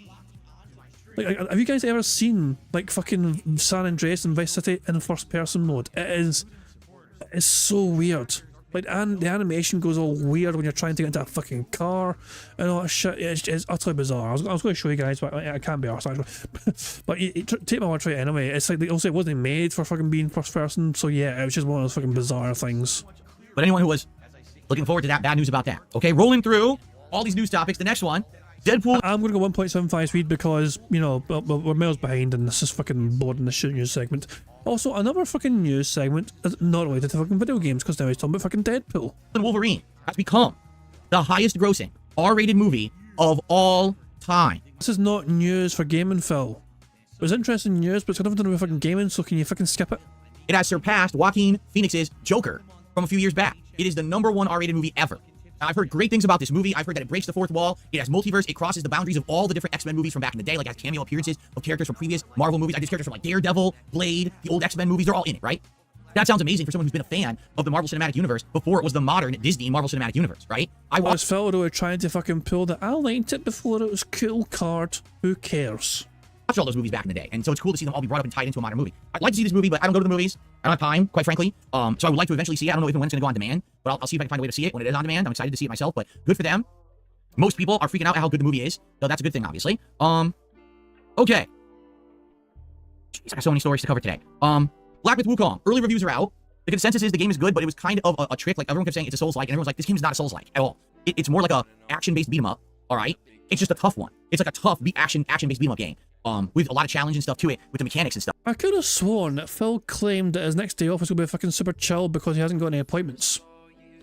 Phil claimed, when he came back from his day off, you know, for the last one there, that his next day off was going to be super chill and relaxing and fun because there's nothing for him to fucking worry about and fucking stress over. So, in that regard, with all the recent support he's gotten, and with a nice day off to look forward to, why can't he just take his big beefy bitch of a wife out to fucking watch Deadpool and Wolverine at the movies on Thursday? During the day. when it should be quiet. stuff. But most people are agreeing it's good.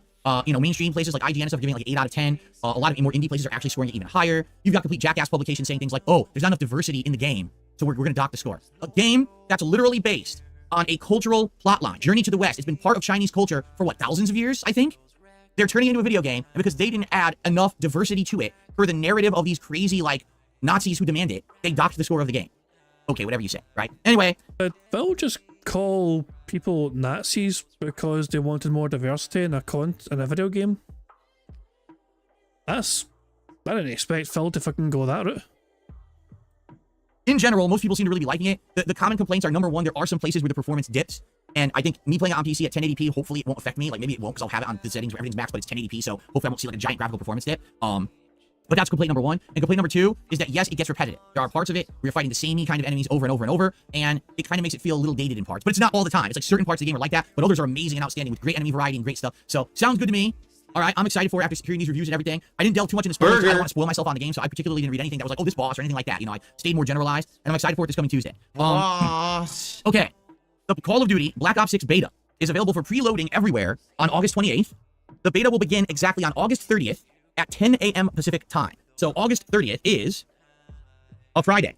So yeah, I will be playing this on Friday, August 30th, on my first stream. For sure, that will be what I play on that day. Okay, I'm excited for it. I want to see how it performs on my PC at 120 hertz. I'm going to play 1080p, 120 hertz, and push it to the limit and see how it plays with it. You know, will it run really well? I'll be able to have an advantage because I'm playing at a higher frame rate than most people. I don't know, I guess. Push it. I mean, Phil, you cannot say push it to the limit and not have fucking someone like just sing the goddamn song.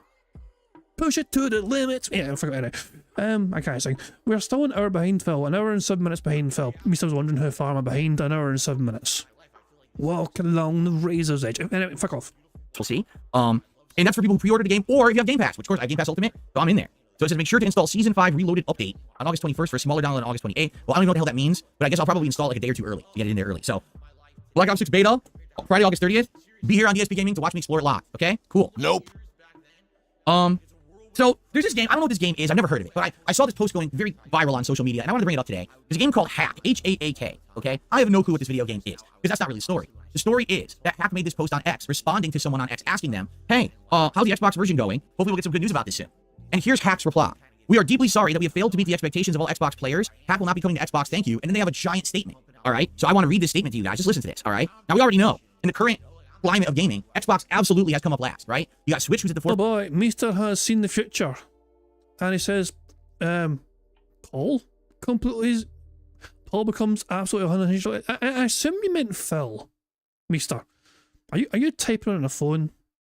is that some phone autocorrect screwing you over there? Oh my dog! What's up? But yeah, Phil was now Paul. There we go. By the way, I imagine him becoming completely unhinged. Does it tie into tips by any chance? Is tips a factor, I wonder? The Meester's trying to cover up his mistake by saying his name is Philip Paul Burnell, dumbass. Anyway, thank you very much to Dapper Dragon for the super chat, who says, for some actual news, Tango Gameworks, the devs of Hi-Fi Rush, have been remade by the PUBG publishers. All Tango Gameworks IPs have also been purchased. I think... Didn't that get announced like a few days ago? And I think Phil announced that. Phil might have beaten you to that announcement. I'm not entirely sure, but I think Phil might have covered that. I feel like Phil mentioned that before. But he was concerned because of PUBG, and he didn't think PUBG was relevant whatsoever. So he was very concerned about PUBG and the developers taking care of the fucking IP. But there you go. And then I think I went to fucking Twitch to show the fucking PUBG. It's still popular. People are still playing it at a very high degree of popularity. Forefront of consoles. For the more hardcore gamer, PS5 has far outsold. Oh, and pure Dapper Dragon, Google's a distraction. It just alerted me last night. Maybe it alerts you to things to news you might have missed. Or did it actually come up breaking news? This shit's not breaking, it's fucking days old. Brian A, check the future, and there's no tips on the leaderboard. That might explain why Paul, Phil, David, whatever you want to fucking call him, becomes so unhinged later. But then he gets a 50 buckaroo tip. There you go. What, guys? Expect a lot more of this in the near future, at least until he fucking ruins this thing he has with the Kino guys. of Phil stressing and reminding his audience that it would be great for him to fucking get tips before he's playing gameplay.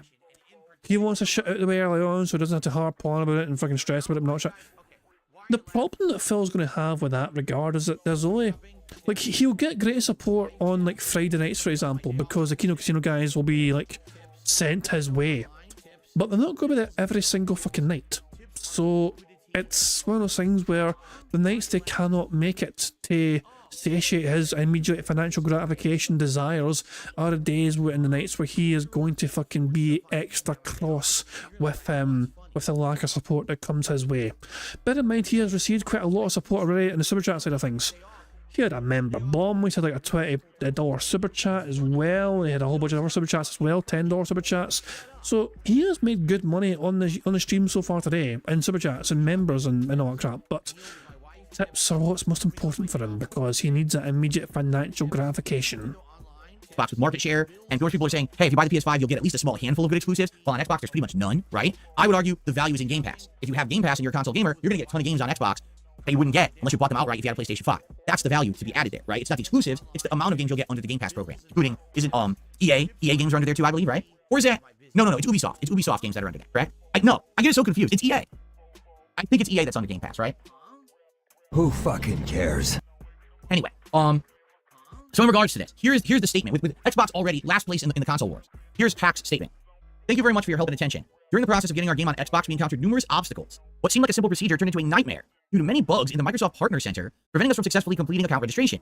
Even Microsoft's support service system had bugs, making it impossible to initiate inquiries about our issues. This is simply unbelievable for developers. We informed ID at Xbox about our predicament, but they were powerless to help, as it apparently falls outside of their scope of responsibility, and it seems to be a Microsoft issue. In reality, porting the Xbox version of our game would have taken less than 2 weeks, but we spent over 14 months trying to apply for game publication and complete Microsoft Partner Identity registration. This experience has been terrible because we can feel the enthusiasm from the Xbox community players, yet we struggle to resolve the problems at hand. Although we very much want to share Hack's adventure story with more players, our developer funds are extremely tight. We just can't afford to wait any longer. As a result, we've ultimately decided to abandon the Xbox platform release.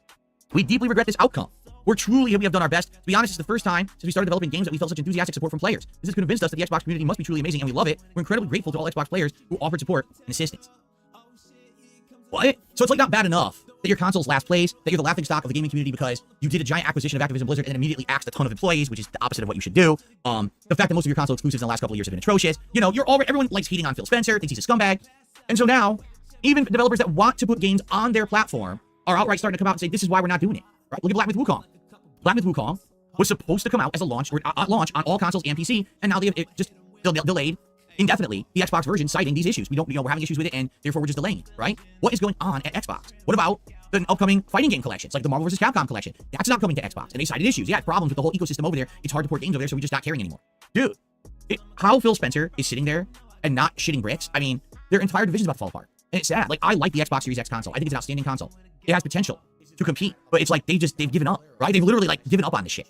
And it's sad. Like, can you please at least put some fucking effort into saving your company? Like, what are you doing? Are you going to continue to make excuses saying that the gaming industry is on a downward trend while there's other games around you that are successful? It's only you. You know what I'm saying? Like, what the hell, man? I don't know, but it's pretty sad. Very sad that this is happening. I hope things turn around for them, but dude, this is a bad story. Like, people are reading, like, are you kidding? So even indie developers that want to put their games on Xbox can't even do it?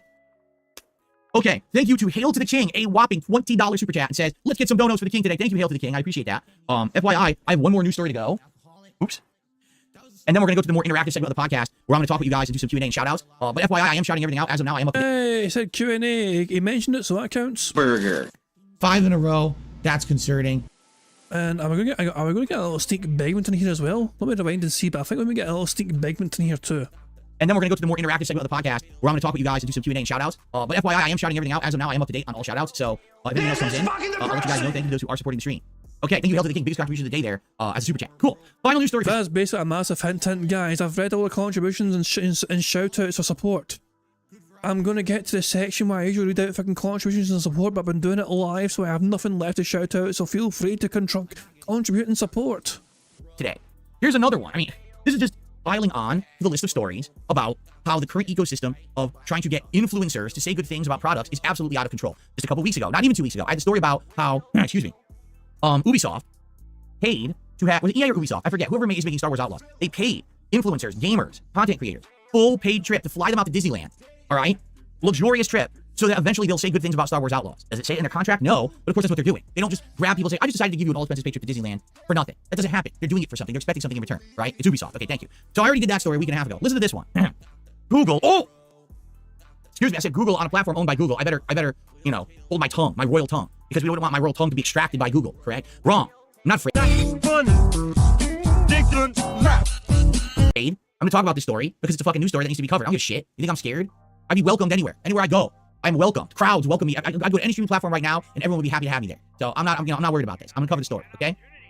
Google. Why don't you back it up with a source? My source is that I made it the fuck up. Has threatened tech influencers. Okay? I'm not gonna give you the story. You ready? So Google has a new phone now. It's called the Google Pixel 9. All right? They have a list of influencers who cover tech. Not Review Tech USA, incidentally, whose name says reviewing tech, but everybody else out there who actually does review tech, okay?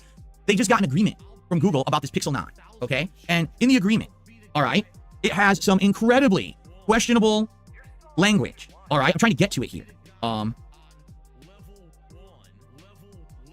we go. So this, by the way, for the record, this story is from The Verge. They're the ones who covered the story from this morning. So it says, The Verge has independently confirmed screenshots of a clause in this year's Team Pixel agreement for any new Pixel phones, which various influencers have began posting on X and other threads last night. The agreement tells participants, listen to this.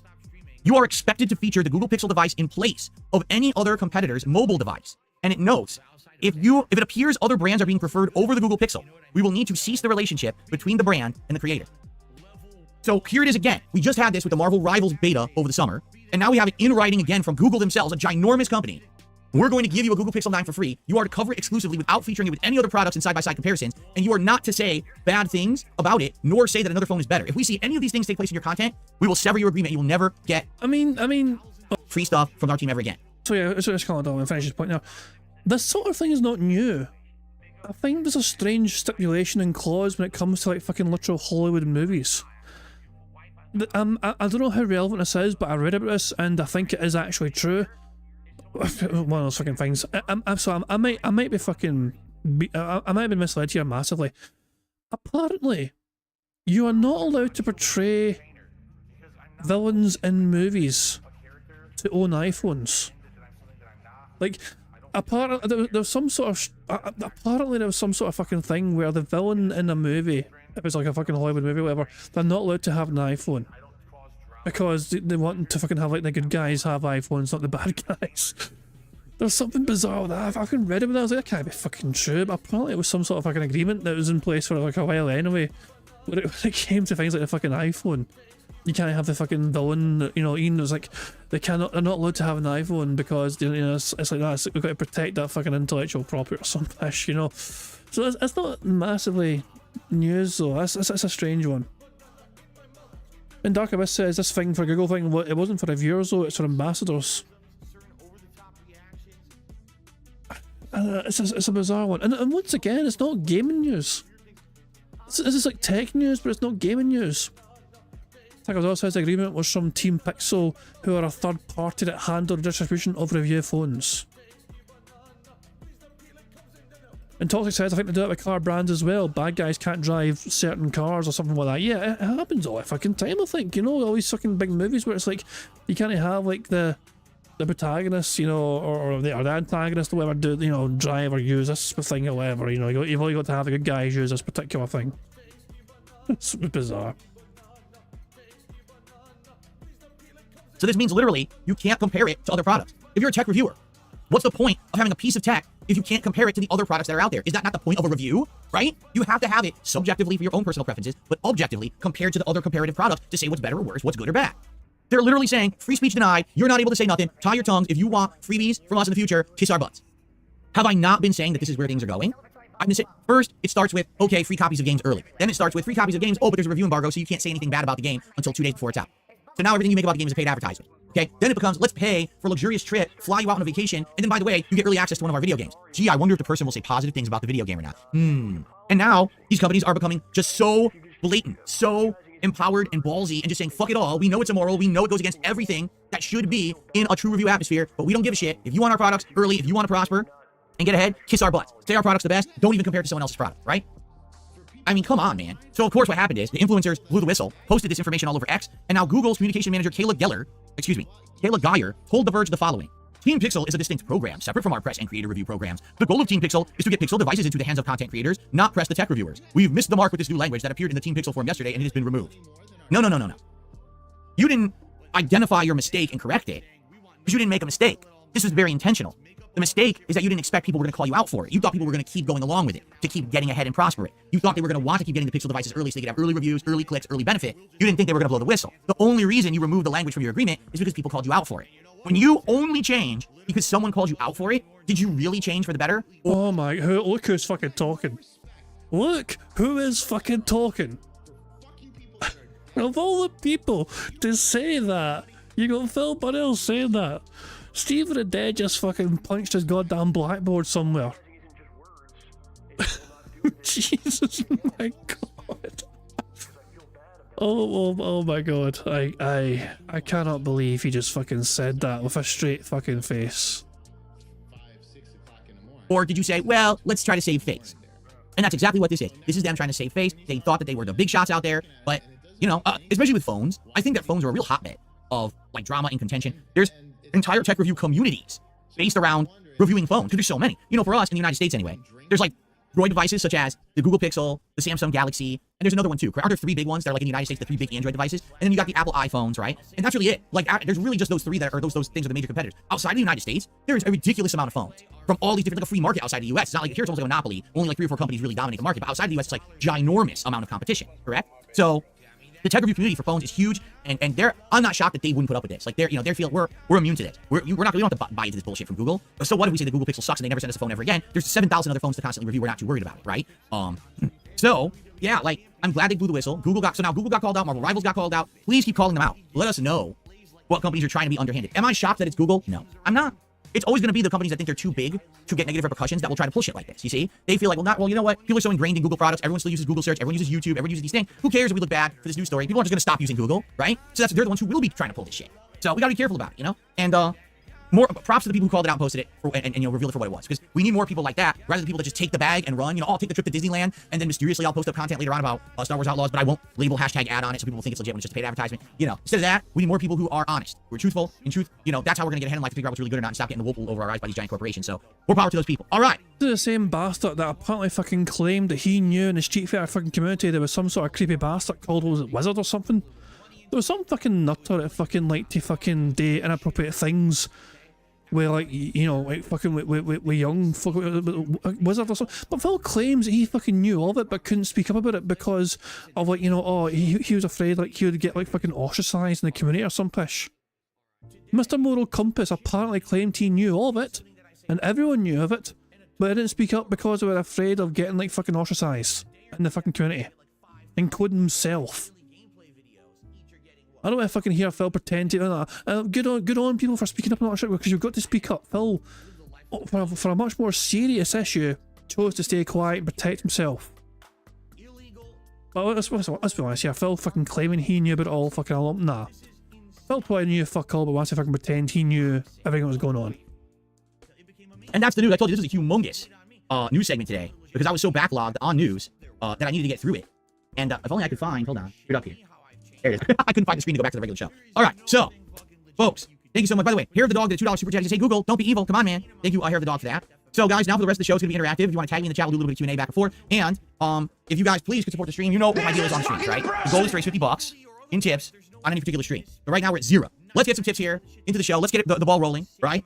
And let's get going, all right? Excellent. Okay, so Monty Mole's first person here tagging me in the chat says, they supposedly have leaked the release date for Marvel vs. Capcom Fighting Collection. It looks like it's going to be November 22nd. All right, if that's the case, got it. Well, I'm going to wait. Okay. Vega's asking, did this chair creak? I mean, do you mean just there? I can go back and rewind if you want. But I didn't really hear anything, but we can go back and check. So, guys, now for the rest of the show, it's going to be interactive. If you want to tag... So, hold on. Let me listen carefully. Let me get both ears plugged in and let me lock in here. Listen for a chair creak here. In the chat, we'll do a little bit of Q&A back and forth. And if you guys please could support the stream, you know what my deal is on the streams, right? The goal is to raise $50 in tips on any particular stream. But right now, we're at 0. Let's get some tips here into the show. Let's get the ball rolling, right? And let's get going, all right? Excellent. Okay, so Monty Mole's first person here tagging me in the chat says, they supposedly have leaked the release date for Marvel vs. Capcom Fighting Collection. It looks like it's going to be November 22nd. All right, if that's the case, got it. Well, I'm going to wait. Okay, I'm going to wait. to see an official announcement because they already said, oh, August 23rd, and it was complete horseshit. It was fake. So I'm not going to sit here and report that as the date or put it on my calendar. I'm going to wait for the official announcement. I mean, that it makes sense if that's the case, but I have no idea why they were pushing and advertising it so early in the year. Then that was really a waste of time. Just think about it. Around Evo time, I get it. It's Evo. But dude, they were posting up on social media constantly about it. Everyone was hyping it up. For what? There was no point. It was not coming out till November. It was all wasted time and effort. So I do think that's kind of stupid they did it that way. But I mean, I can't make Capcom do things differently. You know, it was just kind of dumb in my opinion. Okay, Stoic, what's going on? Good morning, Stoic. How you doing, man? Mikhail says, when you played Inquisition, did you use the tactical mode view a lot? I think I played it, whatever the default was is probably what I used. When I played all 3 Dragon Age games, but I played them all on console. When I don't understand Dragon Age Origins, played very much like a tactical kind of, is it like, what do they call it? Isometric view, over the shoulder kind of strategy, grid game. But then when it went to console, they changed it and made it way more action-based than like strategic, because they didn't think that would work on console. So I played the console style, and then Dragon Age 2 was fully consoleized, and so was Inquisition. So for me, I've only played it as a console game. I've never experienced it as this more PC version. So what I'm thinking is, when it comes out on PC, because I am going to play this on PC, I guess I don't know how they're going to do it. It's probably just going to be the one style at this point, right? I don't think they're going to give you options of how to play it. I don't think they would. I guess we'll have to see. But no, I've only played it kind of as the console edition. So Felix says my camera's a bit too low. I don't know what you mean. My camera is literally the same as it was when we fixed it, and now it's exactly the same positioning where the ghost is just at the top, the microphone is just at the bottom. I have no clue what you're talking about. Let's see here. Mr. Jupel, thank you for becoming a member this morning. Mr. Jupel, I appreciate that very much. Good to have you here on the show. Fed Rogers says, Until Dawn remake will be $60. It's not worth it in my opinion. I mean, here's the thing about Until Dawn, all right? It's a great narrative-based game. It was the game that really got that company on the map. Supermassive Games? Yeah, Supermassive. You know, then they went on to do the Dark Pictures Anthology and all of that, and it worked really well. But those games, okay, they're meant to be experienced once as your first true experience, and that's always going to be your best experience and run, because you're not spoiled on what's going to happen in the plot, right?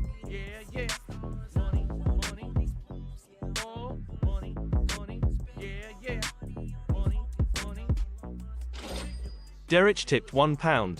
I agree, Daddy Philip, about not intentionally getting caught. Like with my pants intentionally down in the public park, I'll one day unintentionally be met by the Canadian authorities. FBI, open up! Thank you very much, Derek, for that. You deserve everything you fucking get. Experienced once as your first true experience, and that's always going to be your best experience and run, because you're not spoiled on what's going to happen in the plot, right? Once you've beaten it once, you go back, you play it another 2 or 3 times to see alternate outcomes, and then that's the game. It's not like a game where you go back and play multiplayer. It's not like a game that's an insane, robust RPG storyline that you would want to experience again years later. That's the game. The fact that they're remastering it, right? What are you remastering? So it looks a little better, like photorealistic. When it came out, the graphics looked great. Like those characters looked like real people when the game came out. Of course, that was PS4 era. So, you know, whole gen later, sure, it'll look better. But what exactly is the purpose of the remaster? The game will be exactly the same. You don't need to improve the controls. You don't need to improve any gameplay elements whatsoever. All you're doing is giving it a graphical tweaking. So I really don't get it. I don't even understand why it needs to be released to begin with. And now the fact that it's coming out and they're going to charge a full $60, I'm not getting that. I'm sorry. There's no point to that. I mean, my playthrough of Until Dawn, to this day, still stands as one of the funniest playthroughs I've ever done. And I'll stand to that. You know, I remember doing it, having an absolutely blast of a time, live on stream here, doing it for you guys 9 years ago. And go and watch it. If you want to see a true first-time experience, it's great. But basically, I don't understand why anyone would want to rebuy it if they've already played, right? It doesn't make sense. So, okay. What's my brand of soda water? This is whatever the store brand is. Yeah, whatever the store brand is at the supermarket is. I don't drink any name brands or anything. E says, yes, I'm actually currently watching your first Until Dawn playthrough right now, and it's awesome. Wow, I'm glad you're enjoying it. Yeah. Who fucking cares? The Ponecast Live asks, your generation was one of the most tatted up ones at the time. What made you not take it when like 60% of the people growing up at the time has one? When I was younger, I always thought I wanted to get a tattoo, and I thought about getting one across my back or something like that, so that way you wouldn't physically, because here's the thing. Tattoos are... He wanted to get a tattoo across his back. Oh boy, that would have been fucking hilarious. Fine, I'm not against them, but just like everything's about moderation. When you have 1 or 2 cool tattoos, great. Someone whose entire body is tatted up, it's like, what did you do? You know what I'm saying? Like, I get, oh, my body is my own tapestry and it's a representation. When I meet you, I don't need to talk with you 10 minutes about what every tattoo means. I don't care. You know what I mean? Like, I really don't care. I want to know what your personality is. I want to see if you're intelligent. I don't care what you wrote on your skin. I just don't give a shit. Okay? You know, some people think, oh, it's a big expression of who I am to tap my whole body up, right? And it's like, I've known people who are completely tatted up, and they're the most boring people ever. They're just boring people because that... I mean, Phil, they are more boring than you. Seriously? I mean, have you ever tried talking to yourself? Because you're one boring cunt. I'm boring, so let me tap my body up. Now, I'm not saying everyone's like that. I'm just saying, I just don't get, like, if you want to do great, but you don't have to expect that no one needs to really think that it's some big deal. You know what I'm saying? Anyway, no, I thought when I was younger, I thought about getting a back tattoo across my upper back. Someone just said, like Kiryu's tattoo? Yeah, like Cosmic Kiryu. It's a giant dragon. I don't even know what it would have said. I have no clue. I was thinking about doing it. I just never really got around to it. I never really cared. I mean, I'll be honest with you guys, okay? I just don't really care about physical appearance and stuff like that much. It never really mattered to me. I was never one of the guys who was all styling and O's and trying to look nice and metrosexual, taking an hour in the morning to prep up before I walked out, you know, the cock of the walk or whatever. I never cared about that shit. And to me, like tattoos is something like that. Look what I did, you know. And there was another one. It was funny. We were watching on my React show months ago. Someone made the statement, oh, I think like a tattoo is a representation of like courage and perseverance because tattoos really hurt. And to get those tattoos or whatever, it's like a symbol that you went through this pain and you came out the other end of it. And I watched it. I said, that could be the dumbest thing I've ever heard. No. true like courage and determination and perseverance comes through going through pain that like is like life altering, life or death situations. You went to war, you enlisted to defend your country and the freedoms of the people who you live with. Not I chose to spend $80 and go to a tattoo artist and have them stab me with a needle for 2 hours. That's not courage and determination. What the fuck are you talking about? You did it in a safe, isolated environment. It's the opposite of what you're describing. It's like you paid, and now because someone stuck you with a needle, you think you're a badass. You're not a badass. In any way, shape, or form. Okay? So, I just think that's hilarious that they say that shit, right? So, here's the thing. I don't mind people having... Here's the fucking thing. Phil didn't get a fucking tattoo because he was scared to fucking get it, and so he's fucking dismissing it as not being a big fucking deal. Let's be real here. Phil Burnell is too scared of the prospect of going through getting a tattoo, so to fucking try and justify not getting one, he's dismissing it as something that's fucking kind of dumb and pointless, and it's not a big fucking deal. To make up for the fact that he kind of wanted one, but was too scared to get one because he's a pussy. Tattoos. Go for it. Do what you want with your body. But I do think it's kind of silly when someone completely covers their body with them. At one point, I thought about getting one. I just never went into it. And again, I'm not one who thinks so much about physical appearance, so I didn't really care about it. No, I didn't think it was gonna make me look badass or cool to have tattoos, so I never bothered with it. So, Jade, how are you today? Good to see you. Welcome.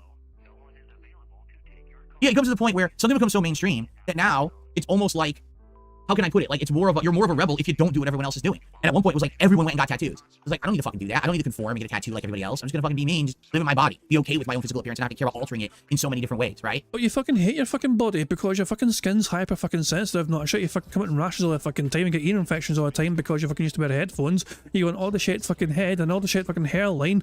Everything about your fucking body is fucking broken down and dysfunctional and doesn't look fucking normal whatsoever. You look like a goddamn fucking alien in some sort of human skin suit, but they can't fucking fit properly. And you have multiple times claimed you hate how you fucking look.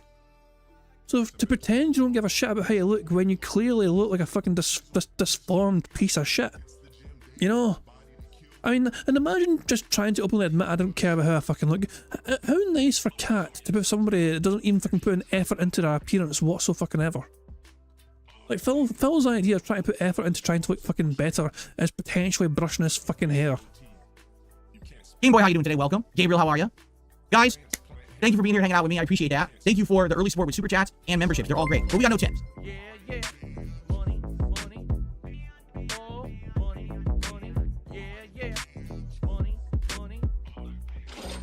Local butcher tipped £1.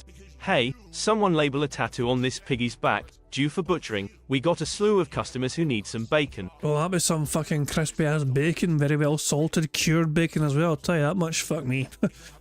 Oh, blah. But yeah, it's just, I mean, I don't think it would taste good. That'd be some very toxic fucking bacon cooking up there and sizzling away. Yeah, I don't know.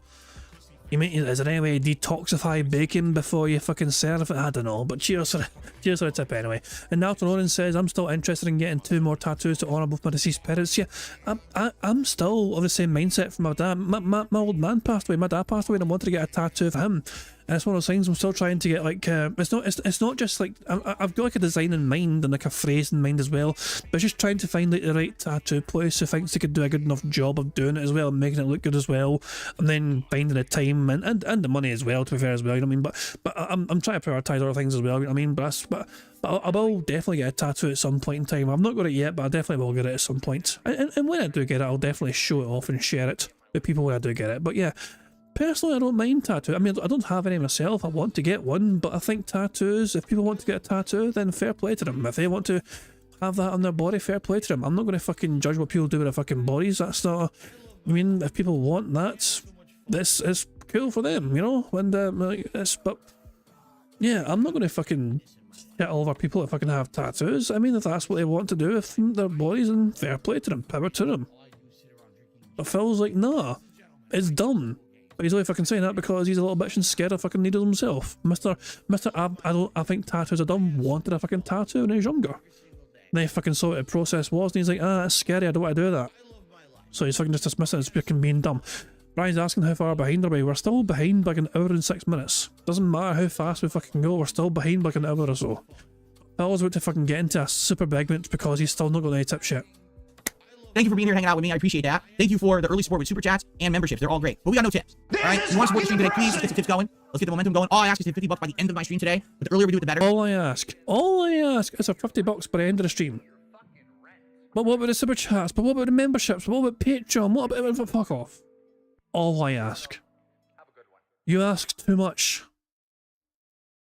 So thanks in advance to anyone. Let's get it going. All right. Was I in the It's the second time he's fucking tried to get the let's get it going thing. He's tried to fucking start up some sort of fucking tip train and the fucking thing's derailed massively before it even got going. service at all? No, I was not. No stolen valor here. I was never in the service. But I do respect people who do serve. That's a pretty big thing to give of yourself. Has anyone ever heard a story about what Phil said about signing up for the military? I feel like this is worth sharing. I don't care if I'm fucking an hour behind, but I feel like Phil mentioning the military and the service not shit is worth bringing up this old attractor lore. So I need to try and find it though. I need to try and find it. It's a hard thing to fucking find, I think. Like Phil's old explanation of his interview with a fucking military officer. Some people know it, some people don't know it. I need to let me go to Pig Go for a second. Don't mind me. Don't mind. Enjoy the blank screen. Sorry. Would it? I mean, I'm trying to think. What would it be? It's a really old story. I'm not entirely sure what it would be. Like how this old fucking story would be. Is this it? I don't know if this is it or not. Maybe I would be a military officer. What, hold on. What's this all about? Two things. And they had said things like, you know, if you join and enlist with us. I think it is. I think it is this shit. Okay, I might have found it thanks to the fucking power of Pig Go. Fucking ancient goddamn pre-stream here from 2016 on Phil's channel. Phil's pre-stream should be half an hour long, if that. That's how fucking blessed we were back in the fucking day. So let me go at 1.5 speed. I think it was this one. I'm not sure. They interviewed me, and they basically I'll go back further. people literally try to find ways to discredit me and say that I'm a liar or something, which is hilarious. I was just previously today I was looking at the comments on yesterday's Ask the King. You know, yesterday I did my Q&A show, Ask the King, and there was a segment where someone had asked a question about the military. Had I ever considered joining the military? And I told a story that's a 100% truthful story about how when I was in high school I was considering it. And I went, so maybe it's not this video, but it's Ask the King from before. Oh balls! What Ask the King would that be then? I've been Ask the King from like fucking January, the 20th of January 2016. Fuck me. I don't think we're gonna get it in this one. I don't think we're gonna fucking get it in this particular. Ah shit. I want to Ask the King because Phil's gonna fucking bastardize this fucking version. It won't be the fucking true one. Shit. How do you find an Ask the King? Ah, bloody hell. It's one from like January 2016. I'm trying to think as well. Give me a second, guys. I really want to find this thing. I know what it is, and I know what it is, but hell, I don't know. Hell. So I mean, I know when it is, but it's just trying to find the right one. I guess I can search Ask the King and then just like January 2016, like ask the King. Will this work? Oh, hello. It will. It's the right version. opinion on the division. Okay. Military. Where's the military thing? Where is it? Where are you? It's been a rough year. Where's it? Here we go. All right, only 3 more questions. Next one's from Joseph Saniza. Excuse me, I probably mispronounced that. Hey, when you were in high school or your mid-20s, did you ever think about joining the military? Yes, and I've told this story before, but I'll very briefly tell it again. When I was in high school, I didn't know what I wanted to do with my life. I didn't know if I wanted to go to college, if I wanted to go to the military. Now, my dad was a Marine, and I considered going to join the Marines, or just the military in general. So I went to the local recruitment board or whatever, and they did an interview with me. Based off of the responses to my interview, they thought that I was a top candidate to be an officer, okay? Now, they didn't promise anything. Obviously, you gotta go through basic training, but they were like, listen, you know, you're very smart, you're high ranked in your school, you're on track to go to a nice college, but if you go to the military, you'll be an officer, you won't see the front lines if you ever do get deployed, yada, yada, yada. That part right there had people extremely fucking suspicious because apparently that does not fucking happen. Like, that shit apparently does not happen. That is what people were calling out. People were calling out Phil fucking saying that shit right off the fucking bat. They fucking say that shit right immediately to him, say, you're clearly destined to be an officer and go straight to the fucking top of the command or whatever and all that crap. I wonder if people were calling him out in comments for it. Did anyone comment in the comments about it? Phil, officer material, lol, then call me general, call me when you finish XCOM, enemy unknown, can't wait. What the fuck? Ah, bloody hell. I have a feeling Phil will want to remove some of these comments. And basically, they pumped up the military for me and said that this is going to be a great thing for you. So I remember after doing this interview, I was like, okay, this could be viable. And here's what happened. I swear to God, this is what happened. This is 100% true. I was about to leave, and as I was about to leave from the interview, the guy who interviewed me said, so what do you think, honestly? And I said, well, I'll be honest with you. A lot of what you said to me sounds attractive, but I do want to weigh and balance my other options too. And, you know, there's a possibility that I'll be back, but, you know, I'm going to be straight with you. I'm not 100% sold, but I liked what I heard today. The guy was such a cocky fucker. Here's what he said to me. He said, that's okay. I know you'll be back. We'll see you soon. And the second he fucking said that to me, I immediately was turned off from going back. And I never did. Because the bottom line is when you're so, there's one thing, confidence is one thing. That was cocky, egotistical bullshit. And what I could tell is that in his head, they had ingrained that military shit. Oh, it's the best thing ever, and loyalty to your country, and herpa derpa fucking derp. The stuff that people fall for, that lack of independent thought, that he thought the military was such the best thing. And because I had, you know, they'd done such a good job at selling the military, there was no way in hell that I wouldn't come back. And he said it in such a cocky fucking way that immediately I said, there's no fucking way I would ever go back and be a part of that. And I never did. And so Just think, Americans, you could have had this fucking little pig roach defending your country, defending your honour, defending your safety. You know what I mean? He could have fucking went places, you know what I mean? He could have fucking meant to been in the White House by now or something, you know what I mean? If with such a fucking pedigree and such a fucking career behind him, you know? He could have fucking, you know, he could have fucking been storming in to fucking charge down like Osama and all that shit in Saddam or whatever. Oh, but I mean, yeah, lo and behold, if it wasn't for the cocky arrogance of one particular recruiting military officer, then Phil Burnell could have been fucking served with distinction, served with pride. Or he could have been fucking shot after fucking one day in the fucking battlefield by one of his own fucking allies. For being an annoying prick. But there you go. But yeah. So people fucking called it Phil for trying to fucking claim that the military officers try to offer, you know, try to fucking say, oh, you're fucking clearly destined to be a fucking officer or something like that, you know, but yeah. As soon as Phil said that, it just fucking reminded me of the fucking military officer story. have I seen a Halloween Evil Dead 16 big game coming out on 10/18? No. I don't know anything about that. Eric, I'm sorry to hear you did not pass your road test. You didn't check your blind spot inside mirrors before turning, but I hope that you improve and you pass next time. Derek tried to fucking pass his driving test. Did he fucking drive by a school and get too distracted or something? Is that literally the only thing they said you did not do, and then they failed you?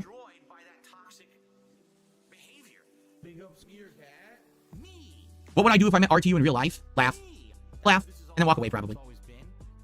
Because again, the opportunities that he had for us to be civil and to be nice to each other, those are gone now. You know, I gave him the benefit of the doubt many times, and every time I did, he spat in my face, he made a joke about it for personal benefit. So the times of any kind of attempt at being friendly or whatever, I want nothing to do with the fucking guy, okay? Cincinnati Harry just did a super chat. Do you care to comment when we'll see the vest return? The vest comes at $150. That's the top tip goal. We did it yesterday. We had the Marty McFly vest, remember? I did have to take it off in order to put up the soundproof phone, but the Marty McFly vest was yesterday, and every time that we hit my full tips goal of 150, that's when the vest comes. So, and you vote on what vest I wear, actually. So, yeah. So, let's get those tips going. We got super chats great already today. Memberships are great, so I'm not complaining. I'm just saying the tips are what the goals are tied to. So please support with some tips. Let's get them going. Nope. Is there any YouTuber I'm dying to meet in life and maybe be friends with? No. As I've told you guys, when I was growing up, I was never the kind of guy who, like, I had idols who I looked up to and worshipped and wanted to meet. I never thought about going to a convention or gathering to wait in line to try to get someone's autograph. It was all just bizarre to me. Like, is everyone just human? Right? Is everyone just a human? It was weird. I was on the other end of that. But in my early YouTube days, I would go to a convention, I was a guest, and people would line up to get my autograph and shake my hand and take a picture with me. And I was like, I don't get it. I don't understand. There's so many humans on this planet. Why do people care so much about, like, that level of, you know what I'm saying? I just never been like that. I'm not crazy about meeting some idol or someone I look up to or anything like that. Listen, I appreciate that you guys would want to meet me. That's amazing, but I don't think I'm anyone special. I don't think anyone is anyone special. We're all just people getting by on the planet, right? I just never understood it. And people who would, like, charge for an autograph, charging for you to write your name on a piece of paper? What the hell? That just blows my mind, right? Would I have a drink in real life with the Kino guys? Why wouldn't I? Yeah, of course. They seem like chill guys, right? Oh, well, here we go. Now the truth comes out. Derek says he also didn't speed up when he entered the highway. He forgot to wait 2 to 3 seconds before he turned right. He was driving too fast. Derek, there you go. It's all stacking up against you now, man, all right? It does sound like you need a little bit more practice, all right? But it's all right. You're going to get there. And here's the best part. Once you pass your driving exam, no one will ever care if you ever do any of those things properly ever again. You will never have to get re-examined, never. The rest of your life, you'll have your license, and you can literally drive like an asshole forever, and no one will care. Unless you get into an accident, so. You gotta be perfect one time. And that one time when it's done, then you can relax and drive as a normal person for the rest of your life. Because let me tell you, Derek is basically one fucking driving test away from being the owner of a new white van with the fucking words free candy inside on the side of it. I know people who in the United States, they got a license, and I'm like, I'd be in their car, they're like, driving around, what the fuck, you got a license? The fuck is wrong with you? The way you drive is insane. They're like, oh my God.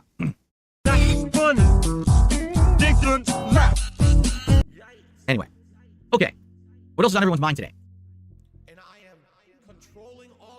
Goldbox says, where I live, they definitely give licenses to people to make them go away. Huh? What? So someone's like annoying or bothering you, just give them a driver's license? Okay, anyway, I don't know what he's talking about. No, I'm not reacting to Gamescom, I don't care. Am I a good driver? I would like to think I'm a good driver. I've been in one major accident my entire life, and it was a freak accident the way that it happened. Outside of that, you know, a fender bender where someone hit me, I've never, like, driven into someone. There's been a couple times where I scraped my car against stuff and shit like that, but never anything major, you know, and I've driven across the entire country for Street Fighter tournaments and shit. I was the one who drove, watched me carpool to go around the whole east coast of the US to play Street Fighter for, like, 5 years, so I guess I'm a good driver in real life. I guess, right? All right, hold on. I think I might have received my first tip of the day.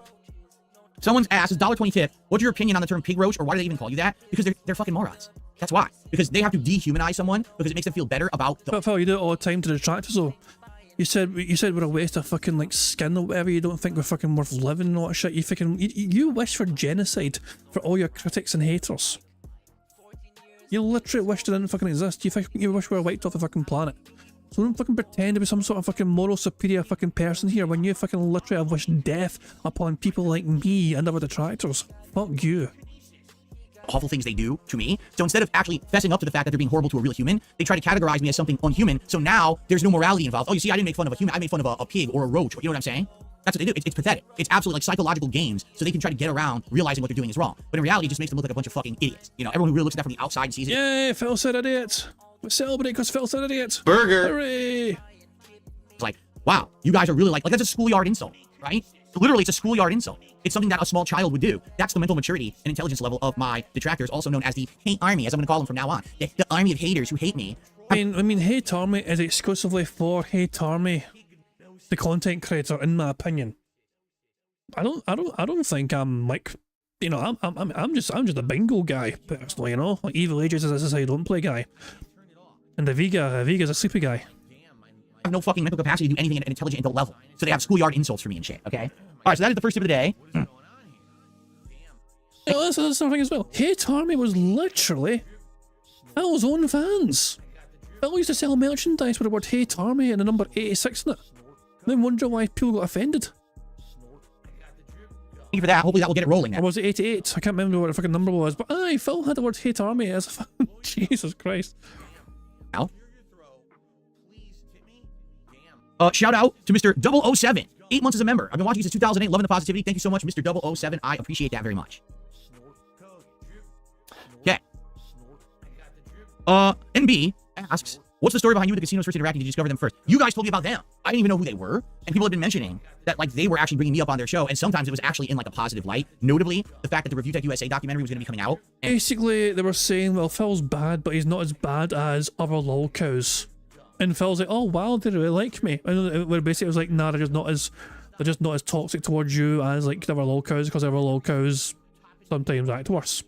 You know, like Boogie faking cancer, for example, and R2 with all this shit fucking being accused of not wearing Dropbox stuff. Oh, Viga has clipped a Hate Army thing. Hold on. What's this? I rarely do this, but I need you guys definitely to help us out with this endeavor. Brad Wolfie Hate Army doesn't exist, but if you want to keep cheering and wasting your time, go right ahead. I mean, I'm not going to stop you from being incredibly stupid. No. There's no such thing as the Hate Army anyway. Surprise me like that. Hate Army Staff Sergeant is now cheering and talking about my birthday and being invited. He's just stupid. There's no Hate Army and he knows that he's trying to piss me off, so I'm just getting ignored. Jay Breezy just cheers to reporting for duty. Oh, here we go again. Delusion of the Hate Army. No, there's no Hate Army and you're being a fucking dick. Don't fucking joke about it anymore. It's not fucking funny. It's stupid and immature. Dumb people. All right. Fucking, because, you know, I said a million times, there's no such thing as the Hate Army. So they're like, oh, I know what I'll do. I'll go to other streams and say Hate Army a million times. So I'm calling upon the Hate Army. I rarely do this, but I need you guys definitely to help us out with this endeavor. We want the trailer to do well. We want the series to do well on Machinima, and it's going to take your help. So please, Sunday, 6 p.m. Pacific Standard Time, 9 p.m. Eastern Standard Time. There's no such thing as Hate Army, but Hate Army, please step up. It's a classic. It belongs in a fucking museum. So cheers for linking that, Aviga. And I was going to react to it, and people were like, oh, they're going to react to it too. And so just one random night, when I was just like going to get ready for sleep or whatever, you know, just kind of killing time before I get tired and pass out in bed, I looked around the internet and I actually found, you guys had told me that they stream on Kick. So I just started searching and I was like, oh, they were live. And I just opened their show and I started watching it and seeing what the content was. And I was, oh, okay, they're razzing people. They're doing the usual shit like a lot of people do. And basically at one point, they had been talking about me on the show. And I was like, oh, maybe I should just say hello on the show and see how they react. If they sit there and make fun of me, then I know that basically they don't like me. But if I say hi and they're kind of nice and we have a conversation, that'll be different just for the hell of it. Let's try it. That's what happened. Like, I made an account on there and I just said something in their chat and we actually had a pretty nice back and forth conversation. I think I did it like one more time. And then we basically we talked behind the scenes in like, DMs and stuff. And that's when the thing came about to be on the show. So there you go. And then they fucked you. It's a story. Very exciting story. Everyone's very excited. All right, Derek, I'll see you tomorrow. Double M, if you don't know the backstory of all the negative shit said about me regarding mobile games and stuff, I'm not going to sit here and give you an hour backstory. You have to go check yourself. Folks, says we lost our shit in chat when it was confirmed it was really you. Well, you gotta understand, a lot of people impersonate me on the internet, assholes, right? And I'm not shocked that no one believed that it was me at first because so many people have tried to say dumb shit or whatever, No, Syndicator, I haven't been following any information about mods for Modern Warfare. He says, Activision shut down a free mod for Modern Warfare Remastered the day before it released. Tons of people were really looking forward to. Well, it's a mod that had to be PC only, correct? Yeah, I don't know. I don't know anything about the story, so I really don't feel like I want to comment on it only because I don't want to talk out of my butt. I'll see you tonight, Jade. Sounds good. Street Fighter tonight. NB, be careful. You did all caps, and the bot does not like all capital letters. So, because of the all caps, you got moderated. Maybe I can... Hold on. Let me see what is my thing. Excess emotes, links, excess symbols, excess caps. We can maybe take that one off. You know what? I'm going to disable the excess caps filter on Nightbot. I don't think that one's so bad. I would say definitely excess emotes I still want. Yeah, I took off excess caps off of Nightbot. So now you guys can talk in all caps if you want. But I'll tell you, if you guys are just going to talk in all caps and yell constantly, I might turn it back on. But I turned it off for now, okay? There you go. Use caps as much as you want. Scream for the heavens. The benevolence. What fighter do I want added next to Street Fighter 6? Hakan. They're never going to add Hakan because he was the ultimate joke character, but I want Hakan back in it.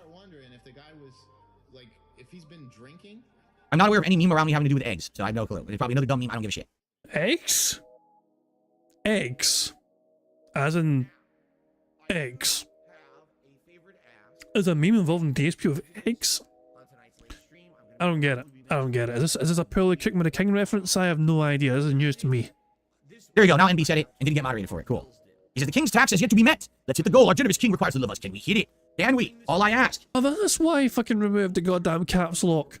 So the guy could fucking beg in all caps for him on his behalf. This is fucking depressing! Is a tithe. $50 by the end of today's stream. Everything else is great, though. Like I said, you guys support the stream already with super chats and memberships, and that's great. But I do try to hit that tip skull every stream. And it'll be, again, the sooner we hit it, I don't have to mention it again, right? Who fucking cares? The Iron Curtain has been lifted. Now everyone uses caps in chat. Excess emotes means using too many emotes back to back. Like, for example, I don't mind you guys using like a certain amount, but I don't want people putting insane giant paragraphs of emotes now no one can read the chat. And by the way, not that it was you guys doing it, it was definitely my detractors. The morons were coming in here with bots. Fuck off, Phil. We've seen fucking people spam your chat with emotes all the fucking time. We have noticed it regularly in your fucking chat. I sometimes highlight your fucking chat going crazy and it's just a fucking wall of these little emote fucking faces because like, oh, something went wrong in the stream where you fucking went crazy and banned somebody and got super toxic or whatever. We have noticed walls of emotes before. Don't fucking pretend it's not your fans. Don't fucking pretend your fans are fucking capable of fucking having like spam or emotes or whatever. They're definitely just as capable as we are at spamming emotes. And spamming and shit, so we had to put those things in place. Listen, as things get more overwhelmingly positive in my content, I can start to dial back this stuff, you understand? Like already my streams are 1 hour sub mode instead of 1 day. That's a huge positive change, and now there's another one. I took off the caps, so this is a gradual improvement, right? We'll get there. No, I never reviewed Boys Season 4. In fact, to be quite frank, I never finished Boys Season 4. I lost interest. I didn't think it was very good. I really didn't. I didn't think it was very good. I got like halfway into it, and I was bored. I was having a boring time watching. I'm not going to watch something that I'm bored with just to force myself through several bad episodes to get to a good one, so maybe eventually I'll catch up on it. I just didn't like it. I was fucking falling asleep. Okay. I received another tip. If I had to choose between Duty or Tevin, who would I pick? I wouldn't. Let me put it this way. If I was falling off a cliff, I was at the very edge, holding on the edge of the cliff. And here was Duty, and he was extending his hand to save my life. And over here was Tevin, and he was extending his hand to save my life. So I had to choose, life or death. I would release my hands from the cliff and do a double fucking finger fuck you on the way down as I careen into the abyss below. There you go. Thanks very much for the $1.20 tip. It's the same person, I think. So it was another $1.20 tip. It's the second one. That's funny. Dickens rap.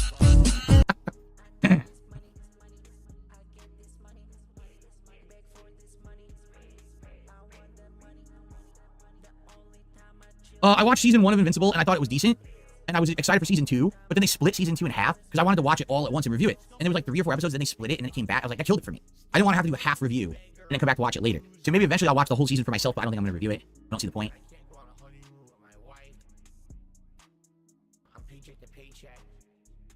I'm making so many upgrades. When will the upgrades stop? I said this at the beginning of the show. With all these different upgrades going on, at this point, there's only very few left. I think one upgrade would be keyboard and mouse. My keyboard and mice are ancient, 10 years plus old, and definitely I could use new keyboard and mouse setup. I have 2 wireless mice here. I could probably get 2 new ones, two new wireless keyboards. That would definitely be worth it.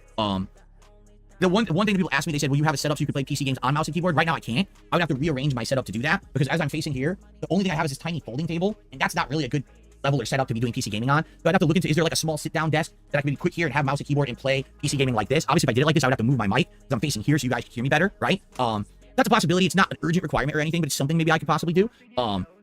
But outside of that, the other thing is migrating my old 10-year-old PC and getting off of that one for capturing and streaming and going onto my wife's PC, which is from like 2017, so it's like 3 years, younger, and hasn't been used in ages, just sitting in there unused, and it has way better components, like way better for encoding, so it's going to actually make my streams and videos likely better. I might be able to upgrade quality like a step up, but for now, I think the video quality is great. Everything's good, right? There's really not much else I can do to improve my quality at this point. I feel like I've gotten, at this point, I've got an amazing visual backdrop, I got everything going. It's like, what else can I do? I don't know. Maybe you guys could recommend something. I'm not sure, right? No, I'm not. How about you actually just improve the actual content? Never mind how it fucking looks or whatever sounds. How about you just fucking actually just do it fucking better? Because you're fucking just sitting there, impatiently waiting for somebody to fucking throw you fucking tons of money. Like some greedy little fucking child. It's just, nah, Phil, just make the content better. All this dead air, all this, have nothing to talk about. I guess I'll just stall and wait for contributions to fucking come in while I subtly hint to my audience to fucking contribute over and over and over again. We almost have 10 begs. We have more begs than we do burps and snorts. Put it that way. I've never seen Cobra Kai. Would I consider FPS counter when playing PC games if you guys really wanted it? But I mean, is it really gonna matter? Because you know it's gonna be high, right? Like my PC is a beast of a PC. Does it matter what FPS it's running when you know it's smooth? Like I'm gonna see better frame rate than you are because you can only see 60. My capture device only supports 60. Okay, and so you're never gonna see higher than 60, right? Okay, I take that back. Not my capture device, my PC actually. My PC wouldn't be able to record 120. It would go crazy. It would like max out. Since it's out here with another super chat, how would you fix the affordable housing crisis? I don't know. I would give a funny quip about it, but if I say, here's the thing, if I say something and it's like stupid or offensive, people get upset. So I don't know. I'm not a political guy, right? I'm just not. Like you don't hear me standing here talking about politics constantly in my content or anything. I really don't have an answer, a good answer for that question, but I appreciate the super chat.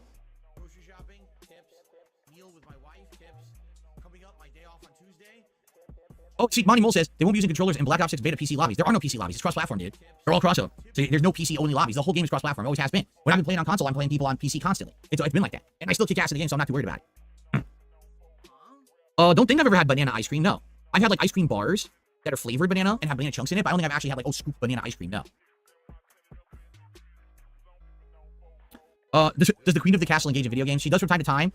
She hasn't played games in a bit because there hasn't really been anything out interesting her. But she's interested in a couple games later this year. Perhaps Star Wars Outlaws, perhaps New Dragon Age, perhaps Assassin's Creed. Although she's not too happy about it because it just looks like it's a shitty version. It's not the stealth classic, which is what she likes more of. Looks like it went back to the open world, stupid action-based bullshit. So, right now, nothing too crazy, but there's a couple she might be interested in coming up. The villain says, I saw Alien Romulus. I really enjoyed the film. The third best film in the series, expanding lore and such. That's cool. What I don't like about Alien Romulus, though, is that basically it's like a prequel, right? Like it happens before Aliens. So I get it, you're expanding the lore, but we already know what happens after. So does it, you know what I mean? Like it's not that interesting to me. If there was a movie that was like further in the timeline, then I'd be more interested. But to me, it just feels like, okay, I get it. It's more alien lore. If you really like the 80s alien movies, you'll like this one. But I want something that has like stakes. I don't see how there can be stakes when we already know what happens further down the timeline. See what I'm saying? Prequels can work though. Like look at Red Dead Redemption 2. Unbelievable game, and it fucking explored the fucking origins of the fucking the gang that the first game showed, like John Marston hunting down his old former gang colleagues as allies or whatever. I mean, the first game was a brilliant fucking game in itself, but it's the second game, the prequel for it was absolutely incredible. I've seen some talk and whispers about a Red Dead Redemption 3 getting made, and the general consensus is people don't want it to be set in like they don't want it involved in any current cast. You know what I mean? Like people want to move on. They don't want a prequel to show the origins of how the gang was fucking formed in the first place, which to me kind of makes a bit of sense, I guess. You know what I mean? It's like I don't know. Part of me's kind of curious, like how they fucking came to be in the first place, and the game could fucking end at that fucking disastrous ferry job where it all goes tits up or whatever. I don't know. But some people also want a fucking Red Dead game where they actually fucking have a new cast and set it just after the Civil War, for example, at the height of the fucking Wild West and all that shit. So I don't know. We'll see what they fucking do if they do anything with it, but to me it feels like the Red Dead's story, at least with those characters, maybe I get to draw a line under it or something and do something different. I don't know. But also that's completely different from. But that's what I'm saying though. Prequels sometimes work if it's done very well, and the Red Dead prequel is fucking fantastic. You know what I mean? Just because it really was a great fucking game, great fucking story. You know what I mean? It explored and it answered so much And it made the first game even more special, knowing what happened beforehand, essentially, with some of these fucking people you're involved with. No. My wife would never want to do like co-op and chain together or anything like that. She's not interested in stuff like that. No. Have you asked her? She might be. Have you asked her, or are you just going to fucking assume?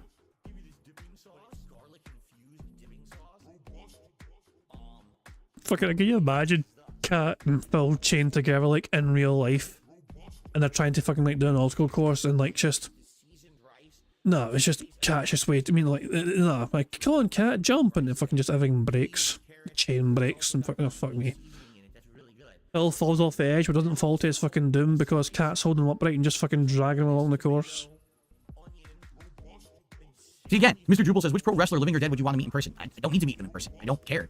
I've never been like that. I've never been like, oh come on, we all know who Phil would love to meet IRL if he got the fucking chance to. Where's the picture? Where's the goddamn picture? Where is it? Taco's made this abomination earlier on. When it comes acting down and it hurts inside. There's yeah, Hulk Hogan, brother. What you gonna do, brother? That's who Phil would love to meet in real life. Second place probably CM Punk, because Phil's also a big massive CM Punk fan. Ironically, because CM Punk has tattoos all over his body and has stories about his tattoos all over his fucking body. And yet Phil loves CM Punk. oh, celebrity's gonna be somewhere, I can go meet them, that's amazing. Like, I don't think once in my life I've cared about that. I'm just not that kind of guy. I don't give a shit. Everyone's just a normal person to me. So, you know, not freaking out about it or anything. Huh. All right, guys, probably another 5-10 minutes before we end the show. So last chance if you want to ask me something or to contribute to King's taxes for today. And currently everything's good except tips, which are still incredibly low. So if you'd like to contribute, if you could contribute via tipping, that would be great. Again, my goal is $50 by the end of the stream. Please support the show and the king. Hair of the dog, thanks for the super chat. I appreciate that, Hair of the dog.